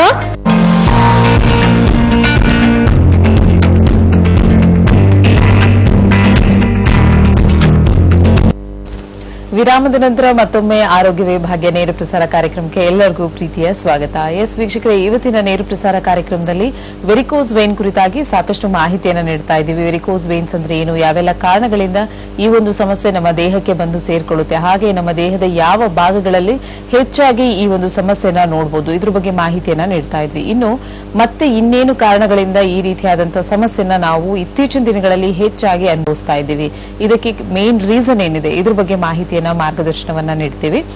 ಡಾಕ್ಟರ್ ಹಲವಾರು ರೀಸನ್ ಹೇಳಿದ್ರಿ, ಸುಮಾರು ಕಾರಣಗಳನ್ನ ಕೊಟ್ರಿ. ಮತ್ತೆ ಅದನ್ನ ಬಿಟ್ಟು ಬೇರೆ ಯಾವ ಕಾರಣಗಳಿಂದ ಇದು ನಮ್ಮ ದೇಹಕ್ಕೆ ಬಂದು ಅಳವಡಿಸಿಕೊಳ್ಳುತ್ತೆ? ಎಸ್, ಈಗ ನಾವು ಫೀಮೇಲ್ಸ್ ಅಲ್ಲಿ ನೋಡುವಂತದಾದ್ರೆ ಈಗ ಲಾಸ್ಟ್ ಕಾಲರ್ ಕೂಡ ಕಾಲ್ ಮಾಡಿದ್ರು, 60 ಇಯರ್ಸ್ ಲೇಡಿ ಅಂತ ಹೇಳಿದ್ರು. ಈ ತರ ಒಂದು ಏಜ್ ಫ್ಯಾಕ್ಟರ್ ಅಲ್ಲಿ ಕೂಡ ನಾವು ಹೆಚ್ಚಾಗಿ ನೋಡ್ತೀವಿ. 68 ವರ್ಷ ಅಂತ ಕಾಲರ್ ಮಾಡಿದ್ರು ಕೆಲವರು. ಏಜ್ ಅಲ್ಲಿ ಹೆಚ್ಚಾಗಿ ನಾವು ಪೇಷಂಟ್ಸ್ ನ ಈ ವೆರಿಕೋಸ್ ವೇನ್ಸ್ ನ ಬರೋ ಸಾಧ್ಯತೆ ತುಂಬಾನೇ ಇರುತ್ತೆ. ಬರೀ ವೆರಿಕೋಸ್ ವೇನ್ಸ್ ಅಷ್ಟೇ ಅಲ್ಲ, ಸಾಕಷ್ಟು ಏಜ್ ರಿಲೇಟೆಡ್ ಪ್ರಾಬ್ಲಮ್ಸ್, ಮೂಳೆ ಸವಿತ ಆಗಿರ್ಬೋದು, ಆಸ್ಟಿಯೋಆರ್ಥ್ರೈಟಿಸ್ ಅಂತ ಹೇಳುವಂಥದ್ದು, ಸ್ಪಾಂಡಲೋಸಿಸ್ ಅಂತ ಹೇಳ್ತೀವಿ, ಮೂಳೆ ಸವಿತ, ಬೆನ್ನು ಮೂಳೆಗಳ ಸವಿತ, ಅಥವಾ ಈ ವೆರಿಕೋಸ್ ವೇನ್ಸ್ ಆಗಿರ್ಬೋದು. ಈ ತರ ಸಾಕಷ್ಟು ಬಾಡಿಯಲ್ಲಿ ಡಿಜನರೇಷನ್ ಆಗುವಂಥದ್ದು, ಬಾಡಿಯಲ್ಲಿ ಒಂದು ಏಜ್ ಪ್ರೋಗ್ರೆಸ್ ಆಗ್ತಾ ಇರೋದ್ರಿಂದ ಏನಾಗುತ್ತೆ, ಸಾಕಷ್ಟು ಹೆಲ್ತ್ ಇಶ್ಯೂಸ್ ಕೂಡ ಕಾಣಿಸ್ಕೊಳ್ಳುವಂಥದ್ದು. ಹಾಗೆ ವೆರಿಕೋಸ್ ವೇನ್ಸ್ ಕೂಡ ಏಜ್ ರಿಲೇಟೆಡ್ ಇಂದ ಬರುವಂತ ಪ್ರಾಬ್ಲಮ್ ಆಗಿರುತ್ತೆ. ಸೊ ಇದ್ರ ಜೊತೆಗೆ ನಾವು ನೋಡುವಂತದ್ದಾದ್ರೆ ಫೀಮೇಲ್ಸ್ ಅಲ್ಲಿ ನಾನು ಹೇಳಿದೆ, ಹಾರ್ಮೋನ್ಸ್ಗಳು ತುಂಬಾನೇ ಇಂಪಾರ್ಟೆಂಟ್ ರೋಲ್ ಪ್ಲೇ ಮಾಡುತ್ತೆ. ಈ ಹಾರ್ಮೋನ್ಸ್ ಏರುಪೇರು ಫ್ಲಕ್ಚುಯೇಷನ್ಸ್ ಇಂದ ಏನಾಗುತ್ತೆ, ಫೀಮೇಲ್ಸ್ ಅಲ್ಲಿ ಕೂಡ ರಕ್ತನಾಳಗಳ ಮೇಲೆ ಎಫೆಕ್ಟ್ ಆಗುವಂಥದ್ದು. ಎಸ್ಪೆಷಲಿ ಪ್ರೆಗ್ನೆನ್ಸಿ ಟೈಮ್ ಅಲ್ಲಿ ನಾವು ನೋಡ್ತೇವೆ. ಈವನ್ ಕೆಲವು ಹೆಣ್ಮಕ್ಳಲ್ಲಿ ಪ್ರೆಗ್ನೆನ್ಸಿ ಟೈಮ್ ಅಲ್ಲಿ ಕಾಣಿಸ್ಕೊಳ್ಳುವಂಥದ್ದು, ಡೆಲಿವರಿ ಆಗಿದ ತಕ್ಷಣ ಕೂಡ ಕೆಲವರಿಗೆ ಕಡಿಮೆ ಆಗ್ಬಿಡತ್ತೆ. ಸೊ ಬಟ್ ಕೆಲವರಿಗೆ ಅದು ಆ ಟೈಮಲ್ಲಿ ಕಾಣಿಸ್ಕೊಂಡು ಮತ್ತೆ ಒಂದ್ ಸ್ವಲ್ಪ ವರ್ಷಗಳ ನಂತರ ಮತ್ತೆ ತಿರ್ಗಾ ರಿಕರೆಂಟ್ ಆಗೋ ಚಾನ್ಸಸ್ ಇರುತ್ತೆ. ಆಫ್ಟರ್ 50-60 ಇಯರ್ಸ್ಗೆ ಮತ್ತೆ ತಿರ್ಗಾ ಕಾಣಿಸ್ಕೊಳ್ಳುತ್ತೆ. ಕೆಲವರು ಹೇಳ್ತಾರೆ ಪ್ರೆಗ್ನೆನ್ಸಿ ಟೈಮಲ್ಲಿ ನಮಗೆ ಕಂಡಿತ್ತು, ಬಟ್ ಏನು ತೊಂದರೆ ಕಾಣಲಿಲ್ಲ, ಅದರಿಂದ ಈಗ ನಮಗೆ 10-20 ವರ್ಷ ಆದ ನಂತರ ನಮ್ಗೆ ಈಗ ತೊಂದರೆ ಆಗ್ತಾ ಇದೆ. ಇದರಿಂದ ಡೆಫಿನೆಟ್ಲಿ ಆಗಬಹುದು. ಹಾಗೆ ಮುಟ್ಟು ನಿಲ್ಲೋ ವಯಸ್ಸು ಹತ್ರ ಬಂದಂಗೆಲ್ಲ ಮೆನಪಾಸ್ ಏಜ್ ಗ್ರೂಪ್ ಅಂತ ಏನ್ ಹೇಳ್ತೀವಿ, 40+, 45-50 ಇಯರ್ಸ್ ಅಲ್ಲಿ ಕೂಡ ಫೀಮೇಲ್ಸ್ ಅಲ್ಲಿ ಈಗ ತುಂಬಾ ಹೆಚ್ಚು ಪ್ರಮಾಣದಲ್ಲಿ ನಾವು ನೋಡ್ತಾ ಇರುವಂತದ್ದು ವೆರಿಕೋಸ್ ವೇನ್ಸ್, ಹಾರ್ಮೋನ್ಸ್ ಪ್ರಾಬ್ಲಮ್ ಇಂದ ಕೂಡ. ಹಾಗೆ ಈ ಒಂದು ಪ್ರಾಬ್ಲಮ್ಸ್ ನ ನಾವು ನೆನ್ಪಿಟ್ಕೊಂಡ್ರೆ, ಈ ಕಾರಣಗಳಿಂದ ನಾವು ತಿಳ್ಕೊಂಡ್ರೆ, ಖಂಡಿತವಾಗ್ಲೂ ಆದಷ್ಟು ಈ ಕಾರಣಗಳಿಂದ ನಾವು ಎಷ್ಟು ಮಟ್ಟಿಗೆ ಸಾಧ್ಯತೆ ಇದೆಯೋ ಅಷ್ಟು ಮಟ್ಟಿಗೆ ನಾವು ತಡೆಗಟ್ಕೊಳ್ಬಹುದು. ಲೈಫ್ ಸ್ಟೈಲ್ ಇಂದ ಬರುವಂತದ್ದಾದ್ರೆ ಈಗ ನಿಂತ್ಕೊಳ್ಳೋದು, ಕೂತ್ಕೊಳ್ಳೋದ್ರಿಂದ, ಒಬೆಸಿಟಿ, ಸ್ಥೂಲಕಾಯ, ಬೊಜ್ಜು ಅಂತ ಏನ್ ಹೇಳ್ತೀವಿ, ಜಾಸ್ತಿ ಇದ್ದಲ್ಲಿ ನಮ್ಮ ಕಾಲಿನ ರಕ್ತನಾಳಗಳ ಮೇಲೆ ಎಫೆಕ್ಟ್ ಬೀಳುವಂಥದ್ದು. ಹಾಗೆ ರಕ್ತನಾಳಗಳ ಒಂದು ವ್ಯಾಲ್ವ್ಸ್ ಫಂಕ್ಷನಿಂಗ್ ಎಫೆಕ್ಟ್ ಆಗಿ ವೆರಿಕೋಸ್ ವೇನ್ಸ್ ನ ಉಂಟು ಮಾಡಬಹುದು. ಸೊ ಈ ಒಂದು ವೆರಿಕೋಸ್ ವೇನ್ಸ್ ನ ಬರ್ತಾ ಇರುವಂತ ಕೆಲವು ಲೈಫ್ ಸ್ಟೈಲ್ ಇಂದ ಇರುವಂತದ್ದನ್ನ ನಾವು ಕಂಟ್ರೋಲ್ ಮಾಡ್ಕೊಳ್ಳೋದ್ ಜೊತೆಗೆ ಏಜ್ ನ ನಾವು ತಡೆಯೋದಕ್ಕಾಗೋದಿಲ್ಲ. ಹಾಗೆ ಮೆನೋಪಾಸ್ ಒಂದು natural process, pregnancy natural process, ಇದನ್ನ ನಾವು ತಡೆಯೋದಕ್ಕಾಗೋದಿಲ್ಲ. ಇವೆಲ್ಲ ನ್ಯಾಚುರಲ್ ಆಗಿ ಬರೋದ್ರಿಂದ ಅರ್ಲಿ ಸ್ಟೇಜಸ್ ಅಲ್ಲಿ ನಾವು ಪ್ರಿಕಾಷನ್ ಮಾಡಿಕೊಂಡು ಕೆಲವು ಲೈಫ್ ಸ್ಟೈಲ್ ನ ಚೇಂಜಸ್ ಮಾಡಿಕೊಂಡ್ರೆ, ಮತ್ತು ಹೆರಿಡಿಟ್ರಿಯಲ್ಲಿ ನಮಗಿದೆ, ಫ್ಯಾಮಿಲಿಯಲ್ಲಿ ನಮ್ಮಲ್ಲಿ ಕಂಡಿದೆ ಈ ತರ ಒಂದು ವೆರಿಕೋಸ್ ವೇನ್ಸ್, ನಮಗೂ ಲೈಟ್ ಆಗಿ ಕಂಡು ಬಂದಿದೆ ಅನ್ನೋ ಏನಾದ್ರೂ ಅರ್ಲಿ ಏಜ್ ಅಲ್ಲಿ ಗೊತ್ತಾದಲ್ಲಿ, ನಿಮಗೆ ಅರ್ಲಿಯಲ್ಲೇ ಏನಾದ್ರೂ ಸಿಂಪ್ಟಮ್ಸ್ ಅಥವಾ ಅರ್ಲಿ ಸ್ಟೇಜಸ್ ಅಲ್ಲೇ ಕಾಲಿನಲ್ಲಿ ಕಂಡು ಬಂದಲ್ಲಿ ಆದಷ್ಟು ಅರ್ಲಿ ಸ್ಟೇಜಸ್ ಅಲ್ಲೇ ಪ್ರಿವೆಂಟ್ ಮಾಡ್ಕೊಳ್ಳಿ, ಪ್ರಿಕಾಷನ್ ತಗೊಳ್ಳಿ. ಕಾಯಿಲೆ ಬೆಳೆಯೋದಕ್ಕೆ ಬಿಟ್ಕೋಬೇಡಿ. ಯಾವುದೇ ಕಾಯಿಲೆ ಆಗ್ಲಿ ಅದ್ರ ಪೂರ್ತಿ ಸ್ವರೂಪ ತೋರಿಸಿದಾಗ ಅಥವಾ ಅದ್ರದ್ದು ಪೂರ್ತಿ ಲಕ್ಷಣಗಳು ಪೂರ್ತಿ ಕಾಂಪ್ಲಿಕೇಶನ್ ಮಟ್ಟಕ್ಕೆ ಹೋದಾಗ ಯಾವುದೇ ಒಂದು ವೈದ್ಯರ ಹತ್ರ ಹೋದ್ರೂ ಕೂಡ ತುಂಬಾನೇ ಕಷ್ಟ ಆಗತ್ತೆ. ಅಲ್ಲಿವರೆಗೂ ಕಾಯಿಲೆನ ಬೆಳೆಸ್ಕೊಳ್ಬೇಡಿ. ಆದಷ್ಟು ಅರ್ಲಿ ಸ್ಟೇಜಸ್ ಅಲ್ಲಿ ತೋರಿಸ್ಕೊಂಡು ಒಂದ್ ವೇಳೆ ಅಲ್ಲೇ ಮಟ್ಟಿಗೆ ಕೂಡ ನಿಮ್ಮ ಕಾಯಿಲೆ ತಲುಪಿದೆ ಅಂದ್ರೆ ಕೂಡ ಹೋಮಿಯೋಪತಿಯಲ್ಲಿ ಚಿಕಿತ್ಸೆ ಇದೆ, ಅದನ್ನ ತಡೆಗಟ್ಟೋದಕ್ಕೆ ಮತ್ತು ಕಂಟ್ರೋಲ್ ಮಾಡ್ಕೊಳ್ಳೋದಕ್ಕೆ ಆದಷ್ಟು ತಡ ಮಾಡೋ ಅವಶ್ಯಕತೆ ಇಲ್ಲ. ಆದಷ್ಟು ಅರ್ಲಿ ಸ್ಟೇಜಸ್ ಮತ್ತು ಅರ್ಲಿಯಾಗಿ ಪ್ರಿವೆಂಟ್ ಮಾಡ್ಕೊಳ್ಳಿ. ಆದಷ್ಟು ತಿಳಿವಾಗೆ ನೀವು ಅದನ್ನ ಟ್ರೀಟ್ಮೆಂಟ್ ಮಾಡ್ಕೊಂಡ್ರೆ ಇನ್ನಷ್ಟು ಒಳ್ಳೆ ರಿಸಲ್ಟ್ಸ್ ನ ನೀವು ಪಡ್ಕೊಳ್ಬಹುದು. ಎಸ್ ವೀಕ್ಷಕರು, ಇನ್ನು ಲೈಫ್ ಸ್ಟೈಲ್ ಮ್ಯಾನೇಜ್ಮೆಂಟ್ ಹೇಗಿರಬೇಕು, ಯಾವ ಒಂದು ಲೈಫ್ ಸ್ಟೈಲ್ ಡಿಸಾರ್ಡರ್ ಇಂದ ಈ ಒಂದು ಸಮಸ್ಯೆನ ಹೆಚ್ಚಾಗಿ ನೀವು ಅನುಭವಿಸಬೇಕಾಗತ್ತೆ. ಸೊ ಇದ್ರ ಬಗ್ಗೆ ಮಾಹಿತಿಯನ್ನ ನೀಡ್ತೀವಿ. ಲೈಫ್ ಸ್ಟೈಲ್ ಮ್ಯಾನೇಜ್ಮೆಂಟ್ ಆಗಿರ್ಬೋದು ಅಥವಾ ಫುಡ್ ಸ್ಟೈಲ್ ಮ್ಯಾನೇಜ್ಮೆಂಟ್ ಆಗಿರ್ಬೋದು, ಇದನ್ನ ಸರಿಯಾದ ರೀತಿಯಲ್ಲಿ ಕ್ರಮವಾಗಿ ವಹಿಸ್ಕೊಂಡು ಹೋಗೋದ್ರಿಂದ ನಿಮ್ಮಲ್ಲಿರುವಂತಹ ವೆರಿಕೋವೈನ್ ಸಮಸ್ಯೆಯಿಂದ ಸ್ವಲ್ಪ ದೂರ ಉಳಿಬಹುದಾ, ಸಿಂಪ್ಟಮ್ಸ್ ಇಂದ ಆಚೆ ಬರ್ಬಹುದಾ, ಇದ್ರ ಬಗ್ಗೆ ಮಾಹಿತಿಯನ್ನ ನೀಡ್ತೀವಿ. ಡಾಕ್ಟರ್, ಲೈಫ್ ಸ್ಟೈಲ್ ಮ್ಯಾನೇಜ್ಮೆಂಟ್ ಬಗ್ಗೆ ಹೇಳಿದ್ರಿ. ಸೊ ಲೈಫ್ ಸ್ಟೈಲ್ ಡಿಸಾರ್ಡರ್ ಇತ್ತೀಚಿನ ದಿನಗಳಲ್ಲಿ ವೆರಿ ಕಾಮನ್ ಆಗಿದೆ. ಸೊ ಅದನ್ನ ಸರಿದೂಗಿಸ್ಕೊಳ್ಳೋದ್ರಿಂದ ವೆರಿಕೋಸ್ ವೇನ್ಸ್ ಸ್ವಲ್ಪ ಹಿಂದೆ ಉಳಿಯುವಂತ ಚಾನ್ಸಸ್ ಇದೆಯಾ? ವೆರಿಕೋಸ್ ವೈನ್ಸ್ ಅಲ್ಲಿ ಡೆಫಿನೆಟ್ಲಿ ಈಗ ಎಷ್ಟೋ ಪೇಷಂಟ್ಸ್ ನಾವು ನೋಡ್ತೀವಿ, ವೆರಿಕೋಸ್ ವೈನ್ಸ್ ಸ್ವಲ್ಪ ನೀವು ಲೈಫ್ ಸ್ಟೈಲ್ ನ ಚೇಂಜಸ್ ಮಾಡ್ಕೊಂಡ್ರೆ ಆಲ್ಮೋಸ್ಟ್ ತುಂಬಾನೇ ರಿಲೀಫ್ ಸಿಕ್ಕಿರುವಂತ ಪೇಷಂಟ್ಸ್ ನಾವು ನೋಡಿದೀವಿ. ಬಟ್ ಅಷ್ಟಕ್ಕೆ ನಮ್ಗೆ ಸಾಕ, ಅದನ್ನ ಒಂದು ರೂಟ್ ಕಾಸ್ ಗೆ ನಾವು ಟ್ರೀಟ್ ಮಾಡ್ಕೊಳ್ಬೇಕು ಕೂಡ ಆಗತ್ತೆ. ಯಾಕಂದ್ರೆ ಕಾರಣಗಳನ್ನ ತಿಳ್ಕೊಂಡಿದೀವಿ, ವ್ಯಾಲ್ಸ್ ವೀಕ್ ಆಗುವಂಥದ್ದು, ಎಲಾಸ್ಟಿಸಿಟಿ ವೀಕ್ ಆಗುವಂಥದ್ದು ಗೊತ್ತಿದೆ. ಬಟ್ ನಾವೇನ್ ಮಾಡ್ತೀವಿ, ಆ ವೀಕ್ ಆಗಿರುವಂತದಕ್ಕೆ ಮತ್ತೆ ತಿರ್ಗಾ ಇನ್ನೊಂದು ರಕ್ತನಾಳಗಳು ವೀಕ್ ಆಗೋದನ್ನ ತಡೆಗಟ್ಕೋದಕ್ಕಾದ್ರೂ ನಾವು ಔಷಧಿ ತಗೊಳ್ಳೇಬೇಕಾಗತ್ತೆ. ಅದ್ರ ಜೊತೆಗೆ ಲೈಫ್ ಸ್ಟೈಲ್ ನ ಕೂಡ ಮಾಡ್ಕೊಂಡಲ್ಲಿ ಮತ್ತಷ್ಟು ರಿಲೀಫ್ ನಿಮ್ಗೆ ಇನ್ನಷ್ಟು ಹೆಚ್ಚಾಗಿ ಸಿಗುತ್ತೆ. ಸೊ ಹಾಗಾಗಿ ನಾವು ಫಸ್ಟ್ ಆಫ್ ಆಲ್ ಪೇಷಂಟ್ಸ್ಗೆ ಹೇಳುವಂಥದ್ದು, ಟ್ರೀಟ್ಮೆಂಟ್ ಜೊತೆಗೆ ಲೈಫ್ ಸ್ಟೈಲ್ ಮಾಡಿದಾಗ ರಿಸಲ್ಟ್ಸ್ ನಾವು ತುಂಬಾನೇ ಎಕ್ಸ್ಪೆಕ್ಟ್ ಮಾಡಬಹುದು. ಸೊ ಯಾವುದೋ ಒಂದು ಮಾಡದಲ್ಲಿ ರಿಲೀಫ್ ಅನ್ನೋದು ಸಿಗುತ್ತೆ, ಬಟ್ ಮತ್ತೆ ನಮಗೆ ಅದು ತೊಂದರೆಯಿಂದ ಬರ್ತಾನೆ ಇರ್ತದೆ ಅಂದಾಗ ಆದಷ್ಟು ನಾವು ಲೈಫ್ ಸ್ಟೈಲ್ ನ ಅವಾಯ್ಡ್ ಮಾಡ್ಕೊಳ್ಬೇಕು. ಯಾವ ರೀತಿ ನಾವು ಲೈಫ್ ಸ್ಟೈಲ್ ನ ನೋಡ್ಕೊಳ್ತಾ ಇದೀವಿ, ಯಾವ ರೀತಿ ನಾವು ಲೈಫ್ ಸ್ಟೈಲ್ ನ ನಡೆಸ್ತಾ ಇದೀವಿ, ಅದನ್ನ ತಿಳ್ಕೊಂಡು ನಾವು ಯಾವ್ದು ಒಳ್ಳೇದು ಯಾವ್ದು ಬೇಡ ನಮ್ಗೆ ಈ ಒಂದು ಲೈಫ್ ಸ್ಟೈಲ್ ಇಟ್ಕೋಬೇಕಾಗತ್ತೆ. ನಾವು ಅದನ್ನ ಪೇಷಂಟ್ ಕಂಡೀಷನ್ ನೋಡ್ಕೊಂಡು ಹೇಳ್ಬೇಕಾಗತ್ತೆ. ಎಲ್ಲರಿಗೂ ನಾನು ವಾಕ್ ಮಾಡ್ಬೇಕು ಕಂಪಲ್ಸರಿ ಅಂತ ಕೆಲವೊಮ್ಮೆ ಹೇಳಕ್ ಆಗೋದಿಲ್ಲ, ಎಲ್ಲರಿಗೂ ವಾಕ್ ಮಾಡಕ್ಕೂ ಆಗೋದಿಲ್ಲ. ಕೆಲವೊಮ್ಮೆ ಏಜ್ ಆಗಿರೋಂಥವ್ರಿಗೆ, ಕೆಲವರಿಗೆ ಮಂಡಿ ಮೂಳೆನೂ ಸೌದಿರುತ್ತೆ, ಅಥವಾ ತುಂಬಾ ಶಕ್ತಿ ಇರೋದಿಲ್ಲ, ತುಂಬಾ ನಡೀರಿ ಅಂದ್ರೆ ನಡೆಯಕ್ ಆಗೋದಿಲ್ಲ ಅಂತವರಲ್ಲಿ. ಸೊ ಆತರ ಇರೋರಿಗೆ ಯಾವ ರೀತಿ ಎಕ್ಸರ್ಸೈಸಸ್ ಮಾಡ್ಕೊಳ್ಳೋದು ಒಳ್ಳೇದು. ಸೊ ಜೊತೆಗೆ ಕೆಲವೊಮ್ಮೆ ವಾಕ್ ಮಾಡೋದಷ್ಟೇ ಅಲ್ಲ, ಸೈಕ್ಲಿಂಗ್ ಕೂಡ ತುಂಬಾನೇ ಹೆಲ್ಪ್ ಆಗುತ್ತೆ. ಸೊ ಈ ರೀತಿ ಅವ್ರಿಗೆ ಯಾವ್ದು ಸೂಕ್ತ ಅದನ್ನು ಕೂಡ ನಾವು ತಿಳಿಸ್ಕೊಡ್ಬೇಕಾಗತ್ತೆ. ಇದೆಲ್ಲ ನಾವು ಪೇಷಂಟ್ ಕಂಡೀಷನ್ ನೋಡ್ಕೊಂಡೆ ಹೇಳುವಂಥದ್ದು. ಆದಷ್ಟು ನಾವು ಹೇಳುವಂಥದ್ದು ಲೈಫ್ ಸ್ಟೈಲ್ ತುಂಬಾನೇ ಇಂಪಾರ್ಟೆಂಟ್ ರೋಲ್ ಪ್ಲೇ ಮಾಡುತ್ತೆ. ಯಾವುದೇ ಕಾಯಿಲೆಗಳಲ್ಲಾಗ್ಲಿ, ಬರೀ ವೆರಿಕೋಸ್ ವೇನ್ಸ್ಗೆ ಅಲ್ಲ, ಎಷ್ಟೋ ಲೈಫ್ ಸ್ಟೈಲ್ ಡಿಸೀಸಸ್ ಈಗ ನಾವು ನೋಡ್ತಾ ಇರೋದು. ಇತ್ತೀಚಿನ ಒಂದು ನಮ್ಮ ಜನರೇಷನ್ ಅಲ್ಲಿ ಕಾಣಿಸ್ಕೊಳ್ತಾ ಇರುವಂತ ಕಾಯಿಲೆಗಳಲ್ಲಿ ನಾವು ಹೇಳ್ತಾ ಹೋದ್ರೆ ತುಂಬಾನೇ ಲೈಫ್ ಸ್ಟೈಲ್ ಇಂದ ಬರುವಂತ ಕಾಯಿಲೆಗಳೇ ಜಾಸ್ತಿ ಆಗ್ತಾ ಇದೆ. ಹಾಗಾಗಿ ಎಷ್ಟೇ ನಾವು ಚಿಕಿತ್ಸೆ ತಗೊಳ್ತಾ ಇದೀವಿ, ಎಷ್ಟೋ ವೈದ್ಯರನ್ನ ಭೇಟಿಯಾಗಿದ್ದೀವಿ, ತುಂಬಾ ವರ್ಷಗಳು, ತುಂಬಾ ತಿಂಗಳಿಂದ ತುಂಬಾ ಕಡೆ ನಾವು ತಿರುಗಾಡಿದೀವಿ, ನಮ್ಗೆ ರಿಸಲ್ಟ್ ಸಿಗ್ತಾ ಇಲ್ಲ ಅಂತ ಸಾಕಷ್ಟು ಪೇಷಂಟ್ಸ್ ನಮ್ಮ ಕ್ಲಿನಿಕ್ ಅಲ್ಲಿ ಕೂಡ ಬರ್ತಾರೆ. ಅಥವಾ ರಿಸಲ್ಟ್ ಸಿಕ್ಕಿದ್ರು ನಮ್ಗೆ ಆ ಟೈಮಲ್ಲಿ ಕಡಿಮೆ ಆಗ್ತಾ ಇದೆ, ಮತ್ತೆ ಅದರಿಂದ ನಮ್ಗೆ ಹೊರಗಡೆ ಬರಕ್ ಆಗ್ತಾ ಇಲ್ಲ, ಮತ್ತೆ ತಿರ್ಗಾ 2 ದಿವಸ, 1 ವಾರ, 3 ದಿವಸ ಅಥವಾ ಒಂದು 15 ದಿವಸ ರಿಲೀಫ್ ಕೊಡಬಹುದು, ಮತ್ತೆ ನಮ್ಗೆ ಪದೇ ಇದೇ ರೀತಿ ವರ್ಷಾನುಗಟ್ಲೆಯಿಂದ ನಮ್ಗೆ ಸಮಸ್ಯೆ ಕಾಣಿಸ್ಕೊಳ್ತಿದೆ ಅಂತ ಬರ್ತಾರೆ. ಸೊ ಇದನ್ನೆಲ್ಲ ಗಮನಕ್ಕೆ ಇಟ್ಕೊಳ್ಬೇಕಾಗತ್ತೆ ಪೇಷಂಟ್ಸ್. ಯಾಕಂದ್ರೆ ಎಲ್ಲಾ ವೆರಿಕೋಸ್ ವೇನ್ಸ್ಗೂ ಪೇಷಂಟ್ಸ್ ಅಲ್ಲಿ ನೋವು ಬರೋದಿಲ್ಲ, ಸಾಕಷ್ಟು ಪೇಷಂಟ್ಸ್ ಅಲ್ಲಿ ನೋವೇ ಇರೋದಿಲ್ಲ. ಸೊ ಬಟ್ ಸಿಂಪ್ಟಮ್ಸ್ ನಾವು ಹೇಳುವಂತದ್ದಾದ್ರೆ ಇದು ವೆರಿಕೋಸ್ ವೇನ್ಸ್ ಏನಾ, ಅಥವಾ ವೆರಿಕೋಸ್ ವೇನ್ಸ್ಗೆ ಒಂದು ವೇಳೆ ಲಕ್ಷಣಗಳು ಕಂಡು ನಾವು ನೋಡುವಂತದ್ದಾದ್ರೆ ಕಾಲಲ್ಲಿ ಭಾರ ಕಾಣುವಂಥದ್ದು, ಎಸ್ಪೆಷಲಿ ನಮ್ಮ ಮೀನ್ ಖಂಡದಲ್ಲಿ ಆಗಿರ್ಬೋದು, ಪಾದ ಅಲ್ಲಿ. ಸೊ ಈ ತರ ಮೀನ್ ಖಂಡದಲ್ಲೆಲ್ಲ ಭಾರ ಅನ್ಸುತ್ತೆ, ಕಾಲು ಹೆವಿನೆಸ್ ಫೀಲಿಂಗ್ ಅನ್ಸುತ್ತೆ. ಸೊ ತುಂಬಾ ದೂರ ನಡೆಯೋದಕ್ಕಾಗೋದಿಲ್ಲ, ಅಥವಾ ತುಂಬಾ ಗಂಟೆಗಳ ಕಾಲ ಅಥವಾ ತುಂಬಾ ಹೊತ್ತು ನಿಲ್ಲಕ್ಕಾಗೋದಿಲ್ಲ. ಸ್ವಲ್ಪ ದೂರ ನಡೆದಾಡಿದ್ರು ರೆಸ್ಟ್ ಮಾಡ್ಬೇಕು, ಕುತ್ಕೊಂಡ್ಬಿಡ್ಬೇಕು ಅನ್ಸುತ್ತೆ. ಒಂದ್ 15 ನಿಮಿಷ, 10 ನಿಮಿಷ ಅಥವಾ ಅರ್ಧ ಗಂಟೆ ನಿಂತ್ಕೊಂಡ್ರು ನಮ್ಗೆ ಕುತ್ಕೊಂಡ್ಬಿಡ್ಬೇಕು ಅನ್ಸುತ್ತೆ. ಸೊ ನಿಂತ್ಕೊಳಕ್ ಕಷ್ಟ ಆಗತ್ತೆ ತುಂಬಾ ಹೊತ್ತು, ಅಥವಾ ತುಂಬಾ ಹೊತ್ತು ನಡೆಯೋದಕ್ಕೆ ಕಷ್ಟ ಆಗತ್ತೆ, ಕಾಲ್ ಭಾರ ಅನ್ಸುತ್ತೆ. ಕೆಳಗಡೆ ಕುತ್ಕೊಂಡ್ರೆ ಕೂಡ ಒಂದ್ ಅರ್ಧ ಗಂಟೆ, 15 ನಿಮಿಷ ಕುತ್ಕೊಂಡ್ರು ಕೂಡ ಬೇಗ ಜೋನ್ ತುಂಬ್ದಂಗ ಆಗುತ್ತೆ.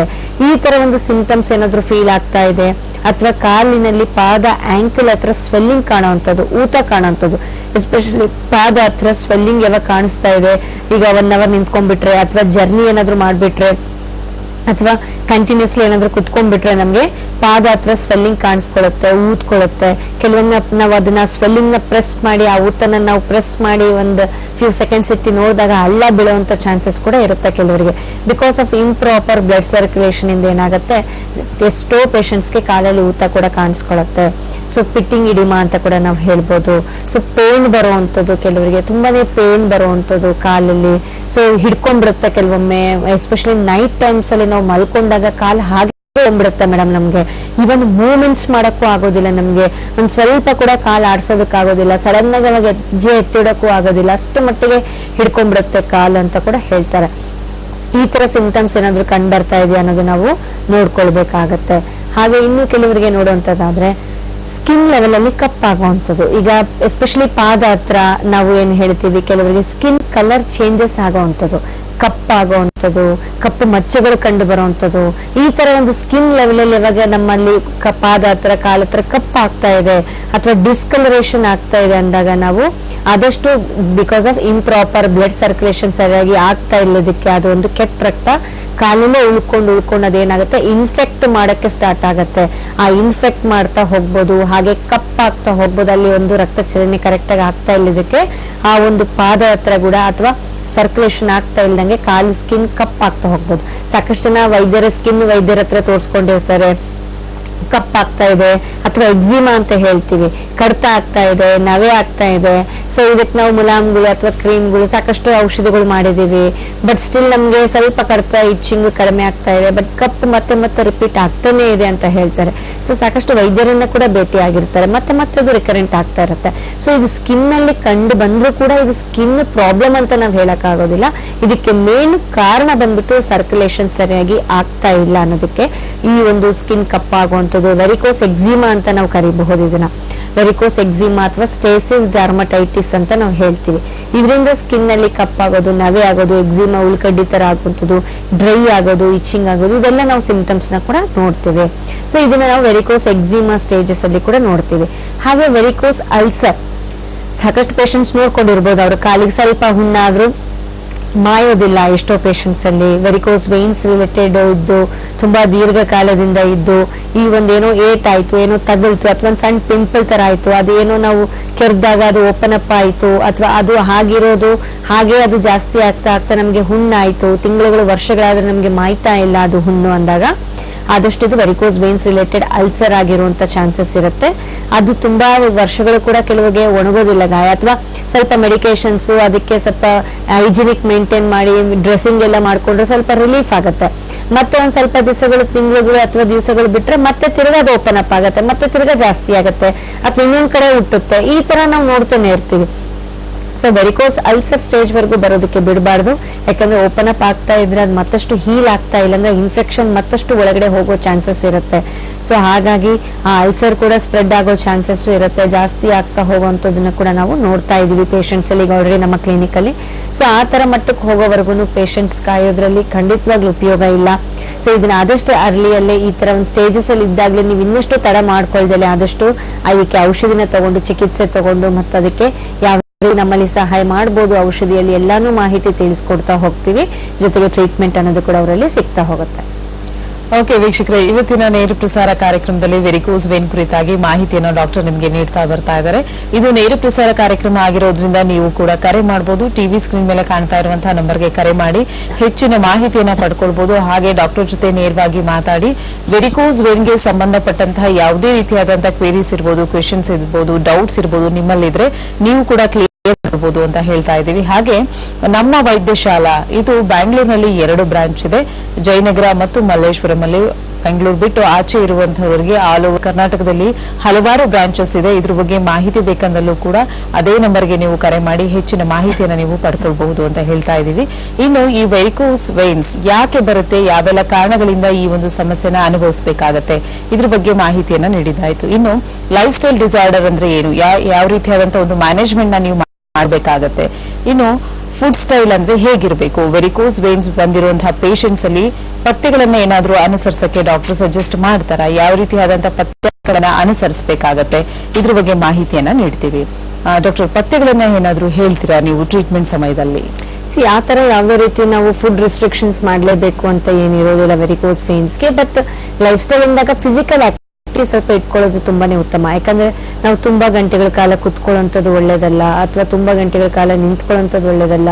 ಅಟ್ಲೀಸ್ಟ್ ಒಂದು ಹಾಫ್ ಅನ್ ಅವರ್ 1 ಅವರ್ಗೆ ನಾವು ಪೊಸಿಷನ್ಸ್ ಚೇಂಜ್ ಮಾಡುವಂಥದ್ದು, ಸ್ವಲ್ಪ ಮೂವ್ಮೆಂಟ್ಸ್ ಮಾಡುವಂಥದ್ದು, ಈ ತರ ಮಾಡ್ಕೊಳ್ತಾ ಇದ್ದಲ್ಲಿ ಯಾವುದೇ ರೀತಿ ತೊಂದರೆ ಬೆಳೆಯುವಂಥದ್ದನ್ನ ನಾವು ತಡೆಗಟ್ಕೊಳ್ಬಹುದು.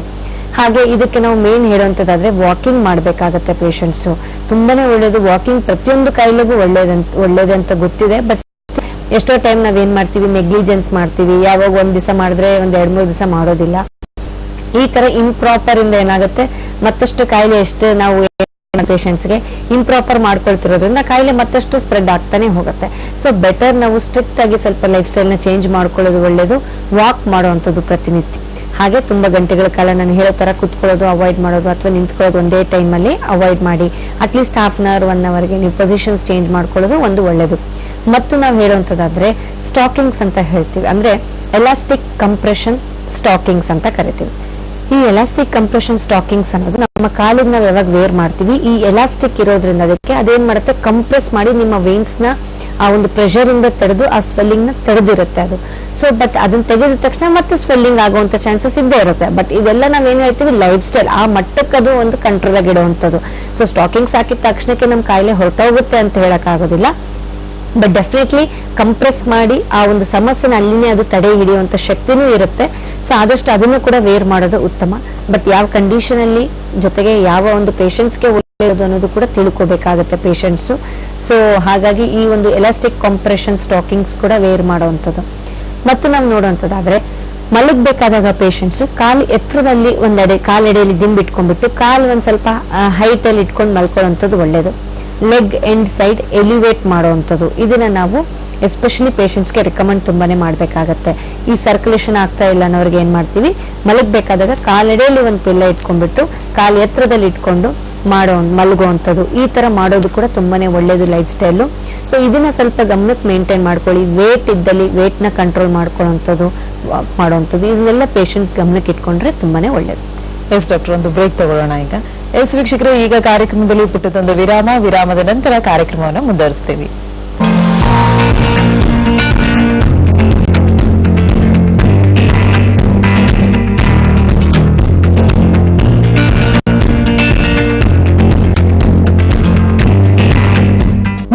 ಎಲ್ಲಾ ದೀರ್ಘಕಾಲದ ಆರೋಗ್ಯ ಸಮಸ್ಯೆಗಳಿಗೆ ಯಾವುದೇ ಅಡ್ಡ ಪರಿಣಾಮಗಳಿಲ್ಲದೆ ಶಾಶ್ವತ ಪರಿಹಾರಕ್ಕಾಗಿ ನಮ್ಮ ಹೋಮಿಯೋಪತಿ.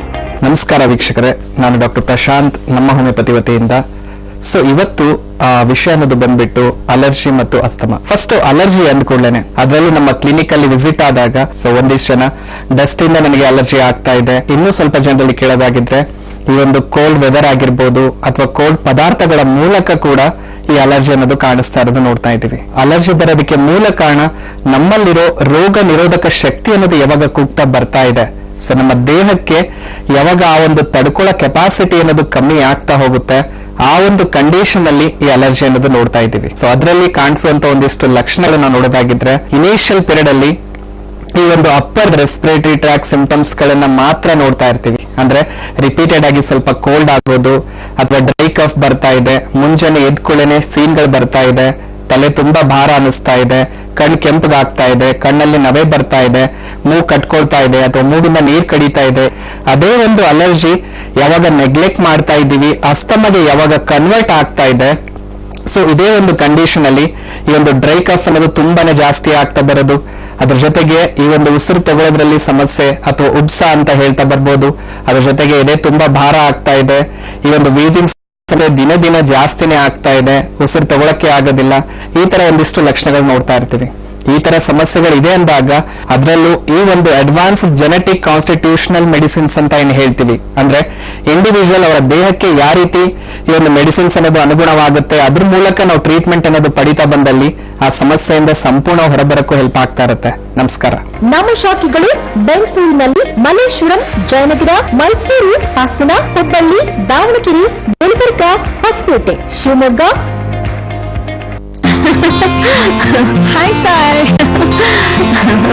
ಹೋಗೋಣ.